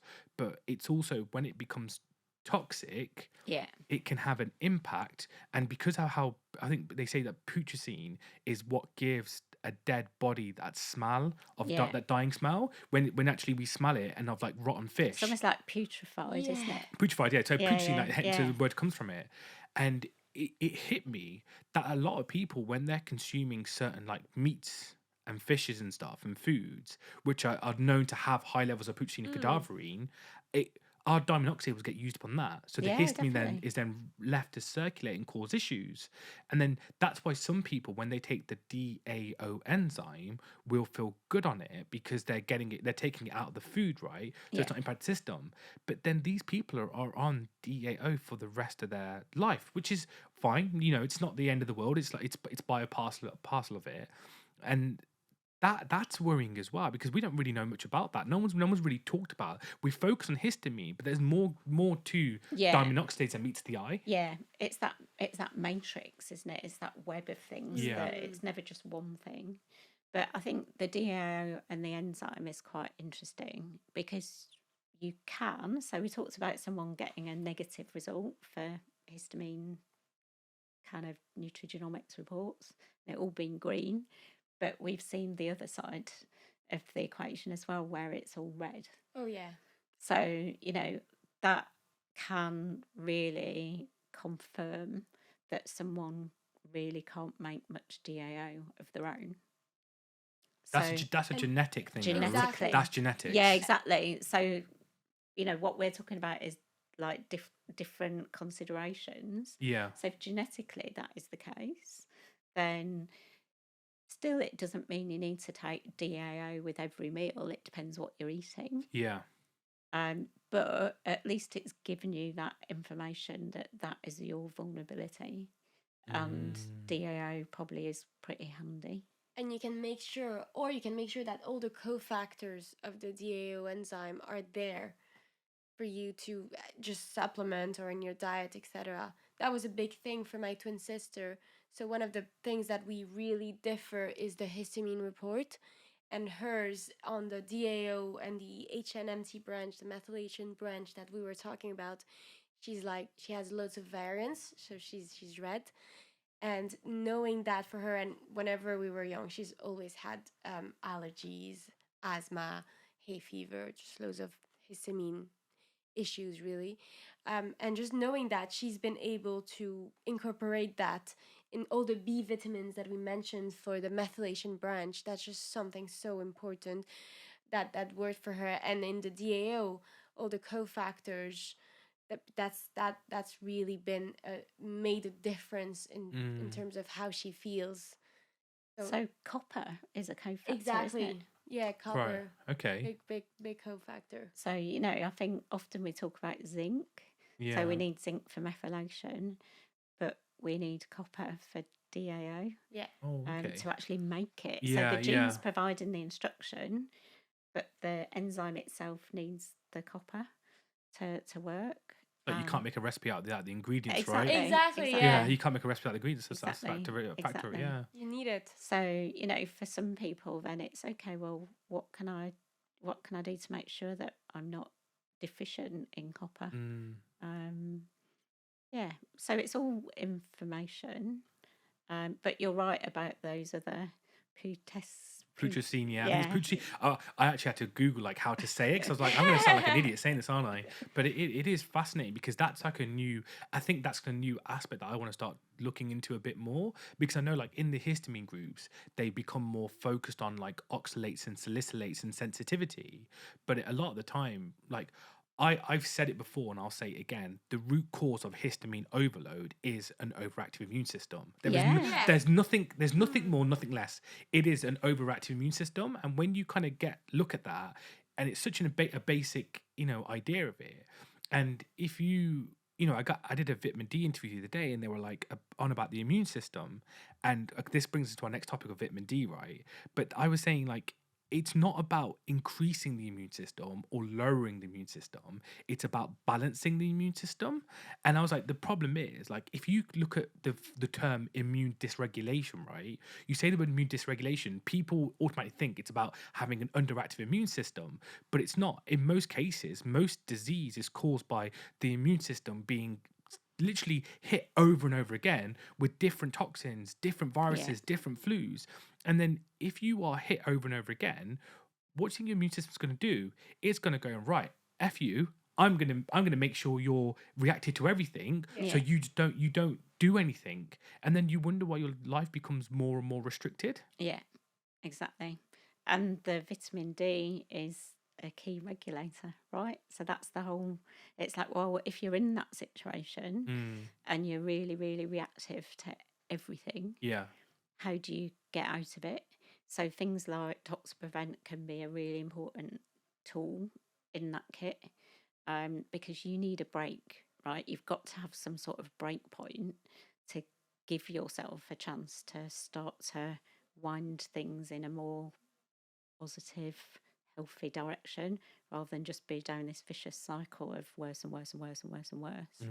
And I, sometimes say that about antihistamine medication as well.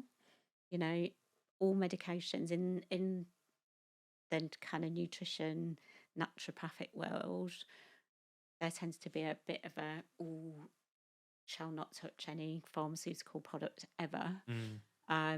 But there are times and places and scenarios where that could give your system it's literally giving you that fire break. Oh, 1000%. Like you can't just poo-poo like the pharmaceuticals. Sometimes you do need to like have a little bit of that support. Yeah. It's as if you've got a forest fire literally burning and your immune system going crazy. And how do you prevent that just spreading everywhere? It's literally, you need a break. You need something to stop it in order that you can start to get everything under control. And then the decisions are, once you've got some control, you can start to be more refined about how you maintain that long term, and don't let those fires keep popping up again and again. I mean, you talk about medication, right? So I don't know if you guys have like ever taken, I don't know what medication you guys are taking, but for me personally, it's only actually been about 2 weeks since I've come off citalopram.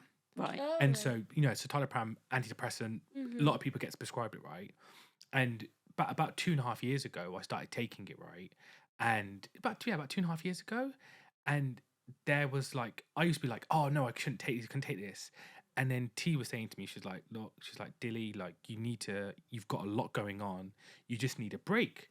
And like, obviously, I didn't realize my histamine was going out of proportion. It was crazy. Like, I didn't want to go to the gym. I felt so demotivated, and like everything, like the work was crazy. It was just bonkers. And I took citalopram, and literally, I managed to balance my emotions. And then what it did was it allowed me to unlock different parts of my own personal health journey, which was like I was able to focus on my breathing. I started going back to the gym. Yeah. My diet started getting cleaned up. And then all I did after that point was, once I've kind of like got my life in order, I went, right, now I need to start coming off it. So I slowly weaned myself off it. And now it's been about 2.5 weeks and I don't take it anymore, Oh, which is it's only very recent for me, right? But Yeah. I feel great. I can't even begin to describe amazing. how great I feel like in myself. And the thing is, I'm not shy, and people ask me, and I'm not embarrassed about it. No, Like, you I shouldn't needed be. a bit of support, because the thing is, I needed that edge of support just to kind of unlock the next stage of my own progression and health. And people are doing it now. If you look at biohacking, the biohackers are using things like metformin and cholesterol Oh, yeah. drugs to control their system, because they know it plays a major role in their body. Yeah. Yeah. Right, and that you can't just, because the thing is that people go, they'll try and look to the natural mechanisms, and I'm sorry, we live in a very unnatural world. We live in a natural, but it's becoming unnatural with all the chemicals and toxins. So what you have to sometimes go to that arena and go, right, we need something a bit different to kind of go into it. Exactly. Absolutely.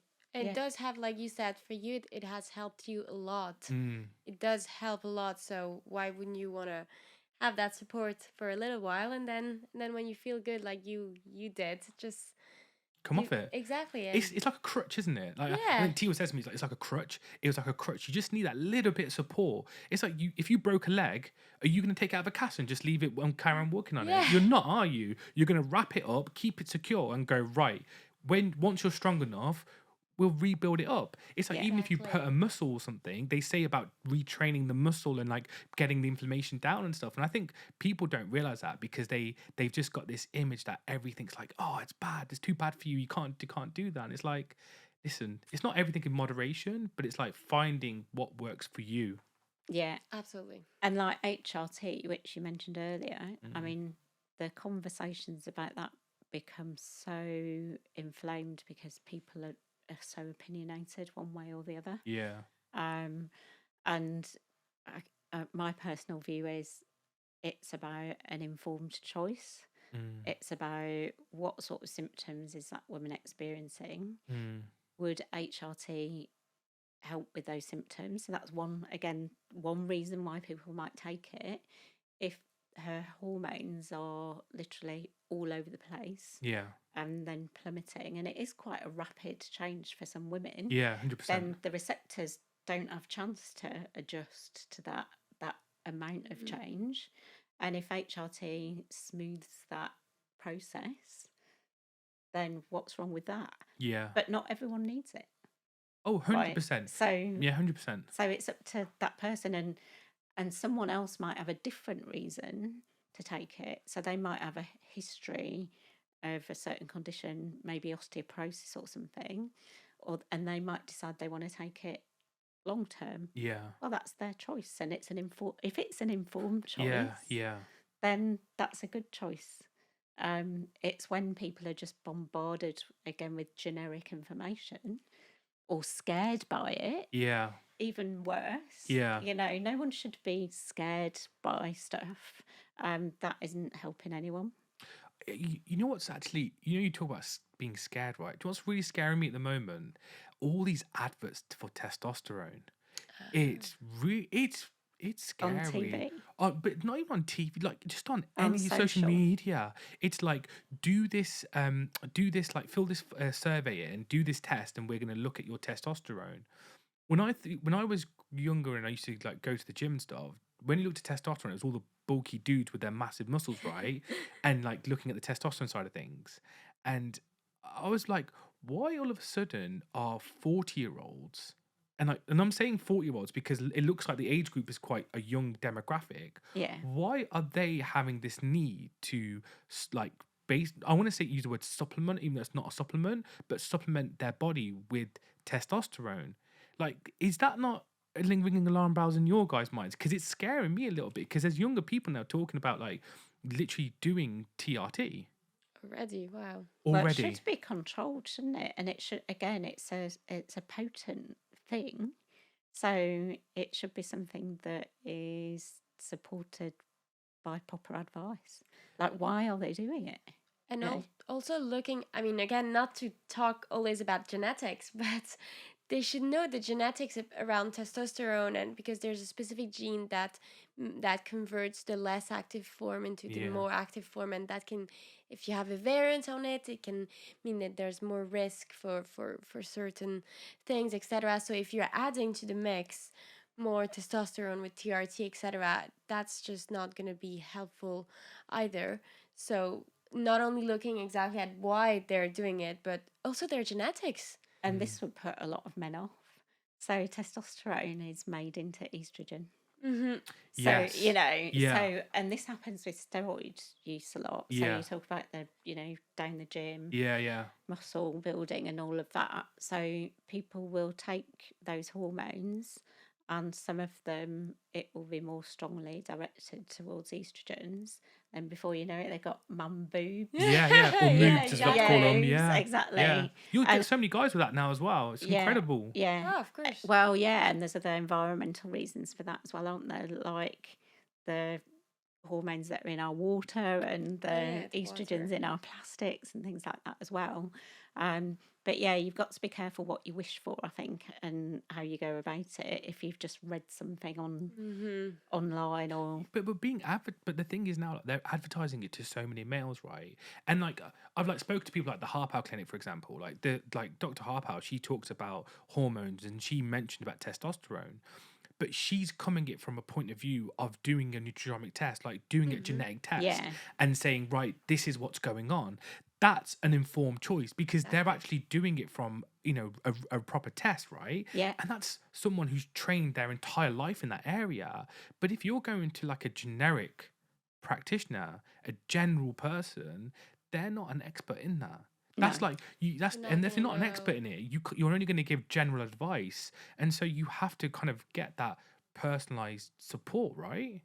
And again, that's why we say, there's a lot of genetic tests or any other test, and that can be direct to clients and consumers. But that's why it's just such a big mistake, because whenever you need practitioners who know what they're doing, who know nutrigenomics, who have been trained in using the test, in interpreting it, in looking at their clients and listening to them and saying, okay, based on this and based on your genetic result, this is what we're going to do, rather than just letting, exactly like you say, putting an advert on Instagram and saying, you should do this, and then the people do that and they just don't understand, or doing a genetic test on your own and not understanding what the results mean, and then starting to take exactly testosterone or something else.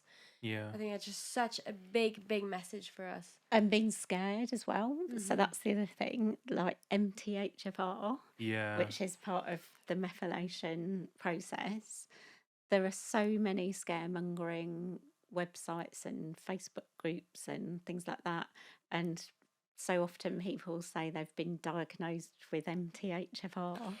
Oh, jeez. Oh my God. Or mast cell activation syndrome support groups and stuff like that.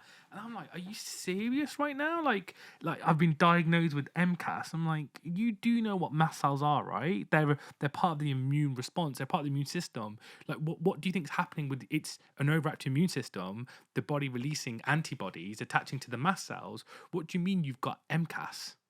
Do you know how like difficult it is to get a syndrome? Like, you have to do some serious stuff to your body to get into that point. But it's like, I think we kind of call it like an over-diagnosis, because what we want to do, right, is if someone puts you in a box, right, you hate it. You hate being put in a box because someone says, oh, that person's like that, but you are literally putting yourself into that box. And then when you put yourself into that box, you kind of like, it's like an acceptance. You just go, oh, I'm in this box now. Exactly. This is me for the rest of my life. Listen, if you do that, people are going to start despising you. If you're that person that comes to everything and talks, like, you got that friendship person who just talks about how bad everything is. Yeah. That's toxic, right? Yeah. And you will either limit or cut that person out. We all do it. We all have to do it because you just need it for your own mind. This is essentially what you're doing. Yeah. If you if you go into the histamine groups and stuff, don't get me wrong, they are powerful places and they can, give us a lot of education and empower people. But tell me, what are you doing to get right? What are you doing to get better? Like, what are you actually doing to physically get better? Like, are you actually going out your way to go and talk to people and like get solutions, or are you just accepting and living? And if you are on the low histamine diet, I don't care what you say, you're accepting it. Yeah. Or you're allowing it to define you, or you're embracing it defining you. Yeah. And that's often the case, isn't it? It's I've found out this about myself. I've decided that I've got this. Yeah. And now that's me. That's it. I am I am a mast cell activated syndrome person. That's scary though. Like that's still kind of like the where we've kind of got to, and being able people who like manage to get their health together, and they won't share their knowledge. Do you know why? Because it's their knowledge. Like they've done it. They've done the hard work to do it themselves.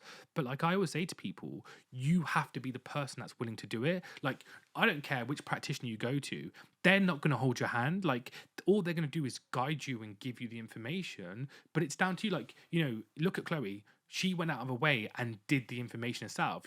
No one said to you, "Oh, Chloe, let me hold on to you and just like literally coach you and make sure you eat." No, you did the information yourself, right? Exactly. It's so funny because sometimes people come to us and they're like, "Oh, I did the genetic test and nothing's changed," and we're like, "Well, did you do something to change it?" They're like, "No, I just did the test." It's like, well, that's great to do it, but it's not magical. Now you need to actually make a change. Or the carrier bags full of supplements. It's like, well, if it's still in the carrier bag, or it's still in its supplement thing, it's not going to help you, is it? You've got to then take it. You've got to know when to take it, how to take it, how much to take, and all of that. And it should be a part of the journey to getting well. So not necessarily something that is forever. Yeah, I mean it's not because but health is a journey. It's like life and health. They're intertwined in how we do things. I've got to take the conversation to vitamin D because I'm fascinated by this. Because actually, like on Sundays we do like our Q&A session, right? One of the questions came through, and like I'm going to do some research into it. But the question was, why is when I take vitamin D do I get depressed and sad? And this is down. And if I'm right, this is to do with the genomics of the body and how the body looks at the vitamin D receptors. And we know because people talk about having a genetic SNP with vitamin D receptors, right? Can you explain this a bit more? Because people tell me this, and when I've read into it a little bit more, I've always thought it's because they're not getting enough vitamin D. Am I wrong, or am I right, or am I on the right path? It's usually not enough. Exactly. So not enough vitamin D. Yeah. Okay. That's the typical scenario. Okay. Because vitamin D is needed to help make serotonin, help make dopamine. So if you've not got enough, it's like a cofactor for that. And what Chloe was saying before about tryptophan being diverted away from making serotonin by inflammation. So vitamin D is also a regulator, a modulator of immunity, isn't it? 1000%. That's its main role. Yeah. And a lot of the time people feel low because their immune system is kicking off and pulling resources towards trying to resolve that immune problem or invader or whatever. So it's hugely demanding in terms of resources, and the body is basically prioritizing that. So it's like you might feel like shit, but survival is more important than how you're feeling right now. And actually, if that means you're just going to lie in a dark room for 2 days while we get on with fighting this invader and sorting ourselves out, that's fine. But that's literally what the body will do as well, because it will literally shut the system off and go, you need to just be put into a state of like, of, not cryogenic, but in a state of like just being still and doing nothing. Like what's one of the best things for migraines is for people just to lie in a dark room and just like lie down and just cut off any sort of stimulation or anything like that. And that really works for them. So, okay. Do you both take vitamin D? Yes. Yeah, I do. How much do you take, if you don't mind sharing? So it's one of my top 3 things, actually. Right. So literally, I have a liquid vitamin D, like a sublingual one, and it's there next to my breakfast stuff. And I think the dose, so here it is. I take it every day. Yeah. Sometimes I'll do one squirt. Yep. And sometimes I'll do a few. Like, for example, if I think I'm getting a sore throat, I'll really, really go for it. I'll actually spray it in the back of my throat. Yeah, yeah. And I do think there's a lot of good stuff in terms of intuition there. Yeah. So I reckon it's between 1,000 IU and 4,000 IU a day. Occasionally, I might do more. Like if, for example, and this doesn't happen often, but if my vitamin D has run out and I've had a gap, then I might do a big whack of it. Because you can take like 50,000 IU on a weekend. I took 120,000 IUs the other day, just literally 120. 120. Yeah, because like vitamin D, your body needs it. You like this. How about you, Chloe? How much vitamin D you take in? So I did 2,000 IU a day, and now it's about 3,000, 4,000. It depends on how, on the day, but I do take it every day. It's just such a big thing for me. Because I'm not a nutritionist, so Emma told me, actually you can take more. You can take quite a lot of it, can't you? I mean, it's possible to be toxic. Oh, but it's possible, but you've got to try hard. Oh, do you know the toxic studies that they've done on vitamin D toxicity? I've dropped them in our webinars and stuff. That was because people were taking 1 million IUs a day, every single day. Wow. What do you think is going to happen if you take that much every single day? Of course, you're going to get toxicity. Course, yeah. And the papers that are quoted, which is was Jones and Veith, which are the most common quoted papers by every government body, right?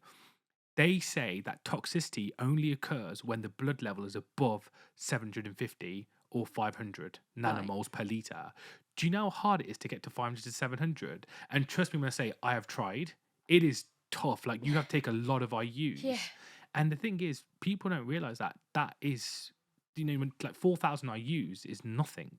Because if you went on holiday... It's like a little maintenance. It's maintenance. You're already really good. Yeah. And you just want to make sure that you're staying good without any things that are depleting it as well. Oh, I did a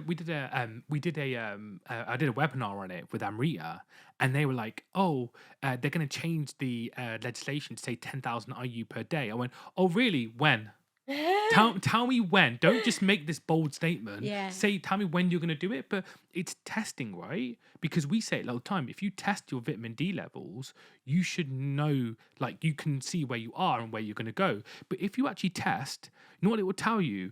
That, listen, bud, you see that 4,000 IU you're taking, or that 2-week holiday that you had where you think you're getting good, it will actually show you the real life data. Yeah. That's real life data, right? Why do you think data is worth so much money? Because if we can track it, we can see what the person's going to be like. Yeah. Absolutely. And there's a gene as well called GC. Yeah. GC math, is it? The famous thing. It's related. It is. It makes GC math. Yeah. But it also codes for. It's the same gene with multiple effects. It codes for vitamin D binding protein, which carries the vitamin D through your bloodstream. And some people just have less of it. That's me. So that means that you take your vitamin D, but some of it, just assume that you're going to lose it. It's just as if it's leaking out of you and it's never going to reach its destination. Yeah. So if you know that vitamin D, if we say pretty much everyone needs help and support with extra vitamin D, but you know that for you, my regime wouldn't be enough in that situation. I'm doing what I'm doing with the knowledge that my vitamin D genes are pretty good. Yeah. So it's kind of a minimum kind of support, really. And it's still a priority for me. It's still in my top 3 things that I won't live without. So what are your top 3 things you won't live without? Go on, I'm intrigued, because I'm going to ask you this as well, Chloe, so I hope you better get thinking. What are your top 3 things? Oh, so maybe I have 4, actually. Cheating now. Fish oil. Okay. So omega-3.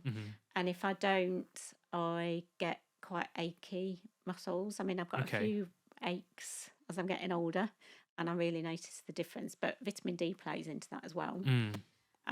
Magnesium is a biggie. So again, I take that every day. And then I take some B vitamins, and I vary with those. So I actually like to alternate between different combinations of B vitamins. I also have a liquid folate, methylfolate, because folate is a particular B vitamin for me. I know from my genetics that I need more of. And so again, I just really like the liquids. So I give it a little spray in the morning. Amazing.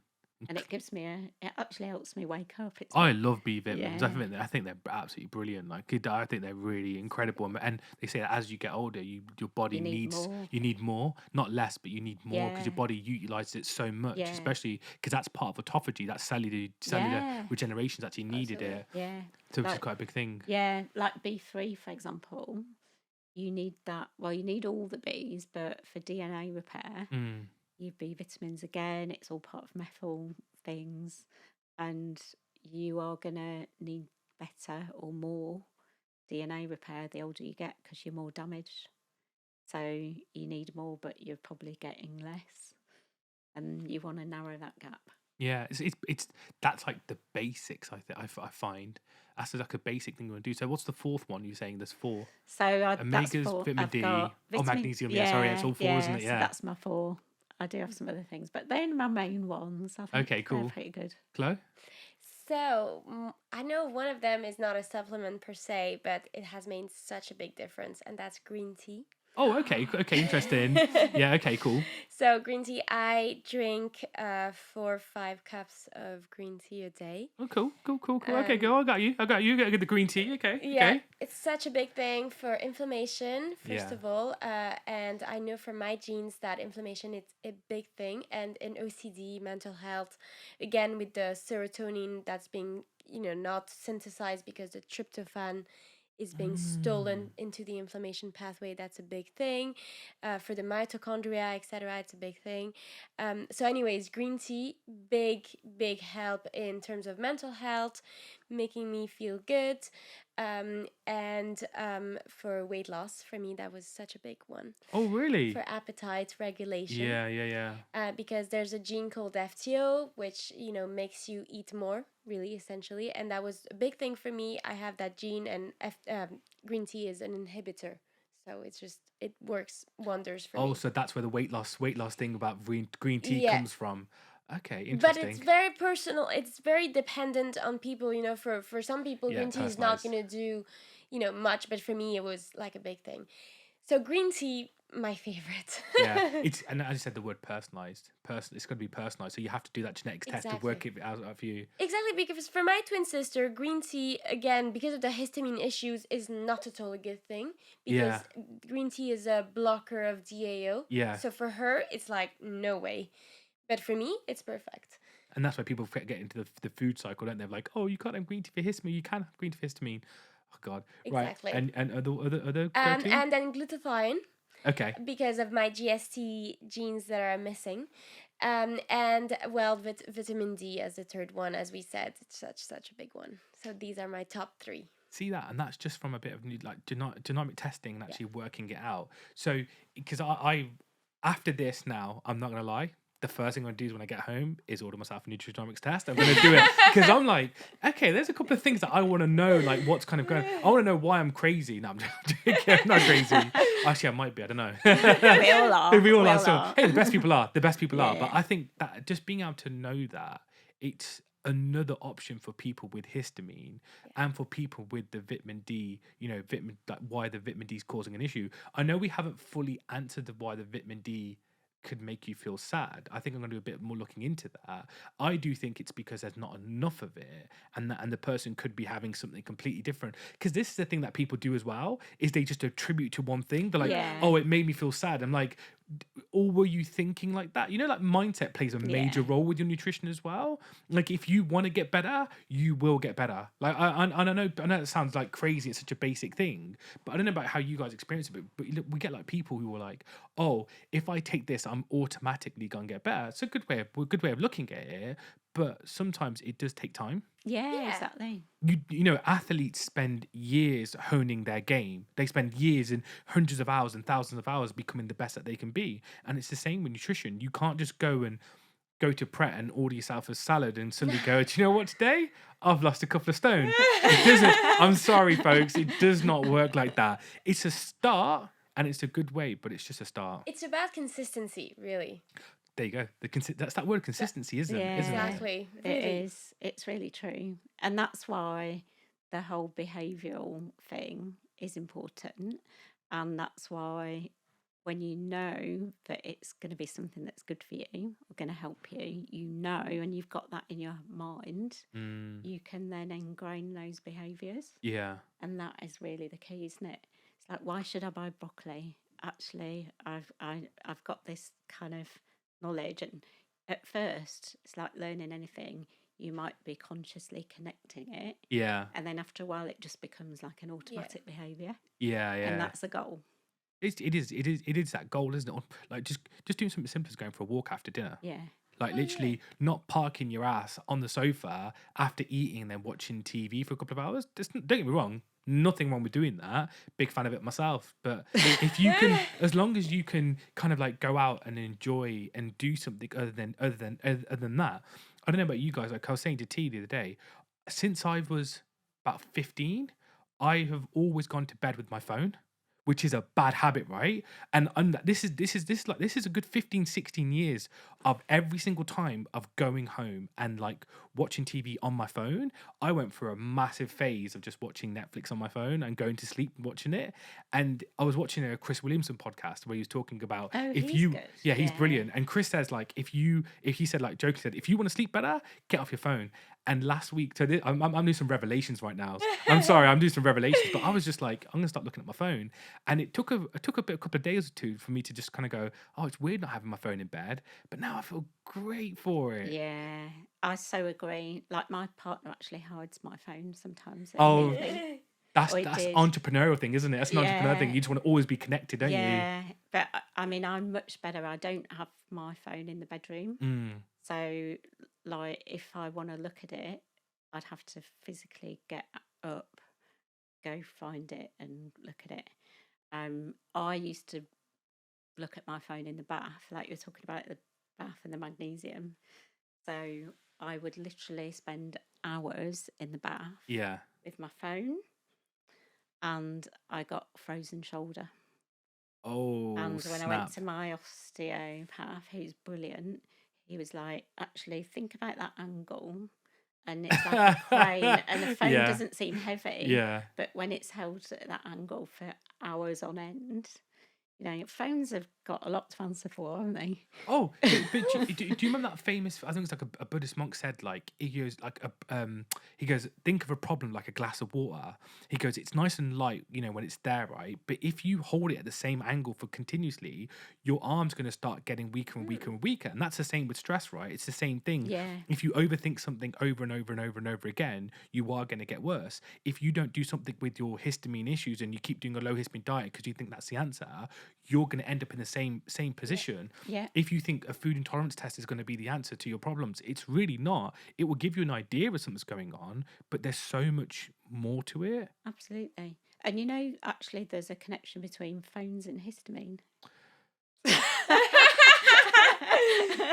No, I'm not even going to let you. I'm not even going to let you go into this topic right now, because I think this has to be like a part 2. We've got to do. I think because like, I wouldn't say this is a good place to stop, but I think this is the point where we kind of look at everything, that there's so much more going on. Yeah. So I think when we do like a part 2 or part 3 or part 4, I think we need to start breaking this down to cycles. Yeah. So what I think the conclusion for me is this, right, is if you have histamine overload, and if someone says they're tolerant, I'm going to kill them. If you have histamine overload, if you think you've got MTHFR, if you think you've got MCAS, if you just want to optimize your health, if you just want to get better and just get better, do a nutrigenomics test. Yeah. It's so simple. That's that literally, and it's the simple things that are always overlooked. And I think that is, and just hearing Chloe's story, like that's incredible. And you have to do it only once in your life, because your genes, your code doesn't change. So it's just once in your lifetime. It's such a worthy investment in your health. But you can come back to it, can't you? So if you think about it for you, first of all, it was your nervous system and your OCD, and then the weight loss. Exactly. So Chloe, how much have you lost? 12 kilos in 1 year. That's crazy. Well done, girl. That's Thank crazy. you. That's amazing. And you Thank look good you. for it. So Thank you're hitting those markers. And Green tea? green tea. That's big one. incredible. Other stuff, of course, but it was because of my nutrigenomics test that I was like, okay, now I know what to do. Yeah. So everyone who's watching, do not just start drinking green tea. Get your new strawberry. Just because it worked for Chloe doesn't mean it works for everyone else. Okay. Exactly. Yeah. But the fact that you do it once, that just hearing that just once, not having to do it over and over and over again. But you know what though, people don't understand that. They think that because that's a model that for a business should be like a fail safe. Like we want repeat customers. But for someone to say like you do this once and that's it, you're done. That's incredible. And our repeat customers are practitioners, clients, and friends of those clients and relatives of those clients, and the word of mouth that goes with that. And that's basically how it's worked. So people might have done a genetic test. Yeah. But if they've not done a life code one, it won't have the same curation. It won't have the same support. Interpretation. It won't even have the same gene selection, actually. Yeah. So that's a big difference in how we work, is we select the genes that are the most meaningful. Yeah. I think Chloe does a lot. I've read you do a lot of work in this area. That's Chloe's job. Yeah. I love it. Yeah. I mean, you're doing an incredible job of it. Thank That's an incredible little aspect to have, is to know that base of it. And I think we are moving towards more of a personalized nutrition approach. Everyone wants to be known as like the personalized nutritionist. I think you wait a couple of years from now, supplements will be, individually made for people. Hey, we're working on that stuff. That's what NH is all about. Like we're about innovation, and even we're looking at like how to make, one capsule for, because multivitamins are great for people who like want a generic approach, but they're not going to do bugger all. They're just going to raise people up a little bit, aren't they? Yeah. That's what something's going to do. But actually, if I need more folate and Chloe needs more vitamin D, then we're going to be suboptimal in those things. Yeah. With a multi. But it is so, well, Toxaprevent personalised and other things that go with it. But with even with the Toxaprevent, it's all about it's a generic approach that everyone needs. That's why I like Toxaprevent, because everyone's exposed to toxics.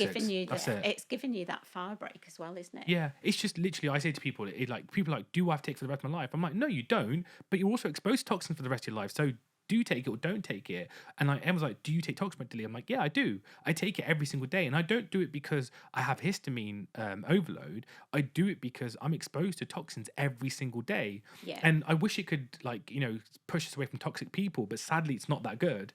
But it's all about keeping your toxicity low and doing other things like breathing and going jogging and going to the gym. It's about that cumulative effect. Because one thing that we didn't say, actually, which really, really works with this, is that your phase 1 and your phase 2 detox can do all that hard work. But then if you don't actually remove those toxins, so it's like the phase 3, the final gut, part, then they're going to be reabsorbed. Oh, that's the portal vein and enterohepatic circulation. Exactly. And so you've used up all those nutrients and the vitamins and the minerals and all that stuff to get to that point, and then toxins are reabsorbed. So what's the point of that? And Toxaprevent helps mop up and remove it. Yeah. It's that enterohepatic circulation. Yeah. You know what it is? I think the way science blocks people from from learning is those big words. It's those big scientific words. When you put those scientific words in, people just get scared and they just drop off. But when you dumb it down and explain it, not obviously not dumb it down, but like when I mean like simplify Yeah, it, yeah. when you put it into simple terms and say, listen, those toxins will be reabsorbed, they will be pushed into the gut. People go, oh, okay, so you need a binder in there no matter what. And you have to use the right binder and the safest binder. Yeah. It's not about just putting any old binder in. It's about finding the safe one that's actually going to remove and leave the body. Like glutathione, we know works. It helps clear the body out. We know it cleanses the system. But making sure you're detoxing properly is a good thing. And I think that's a really, really important point. If you detox properly, there's more room in the top of the bucket to put the good stuff in. Yeah, it's incredible. Thank you so much. Thank you so much. It's been an absolute pleasure having you both on, and I really hope we not only do this again and again and again, but as you learn more, we're going to learn more as well.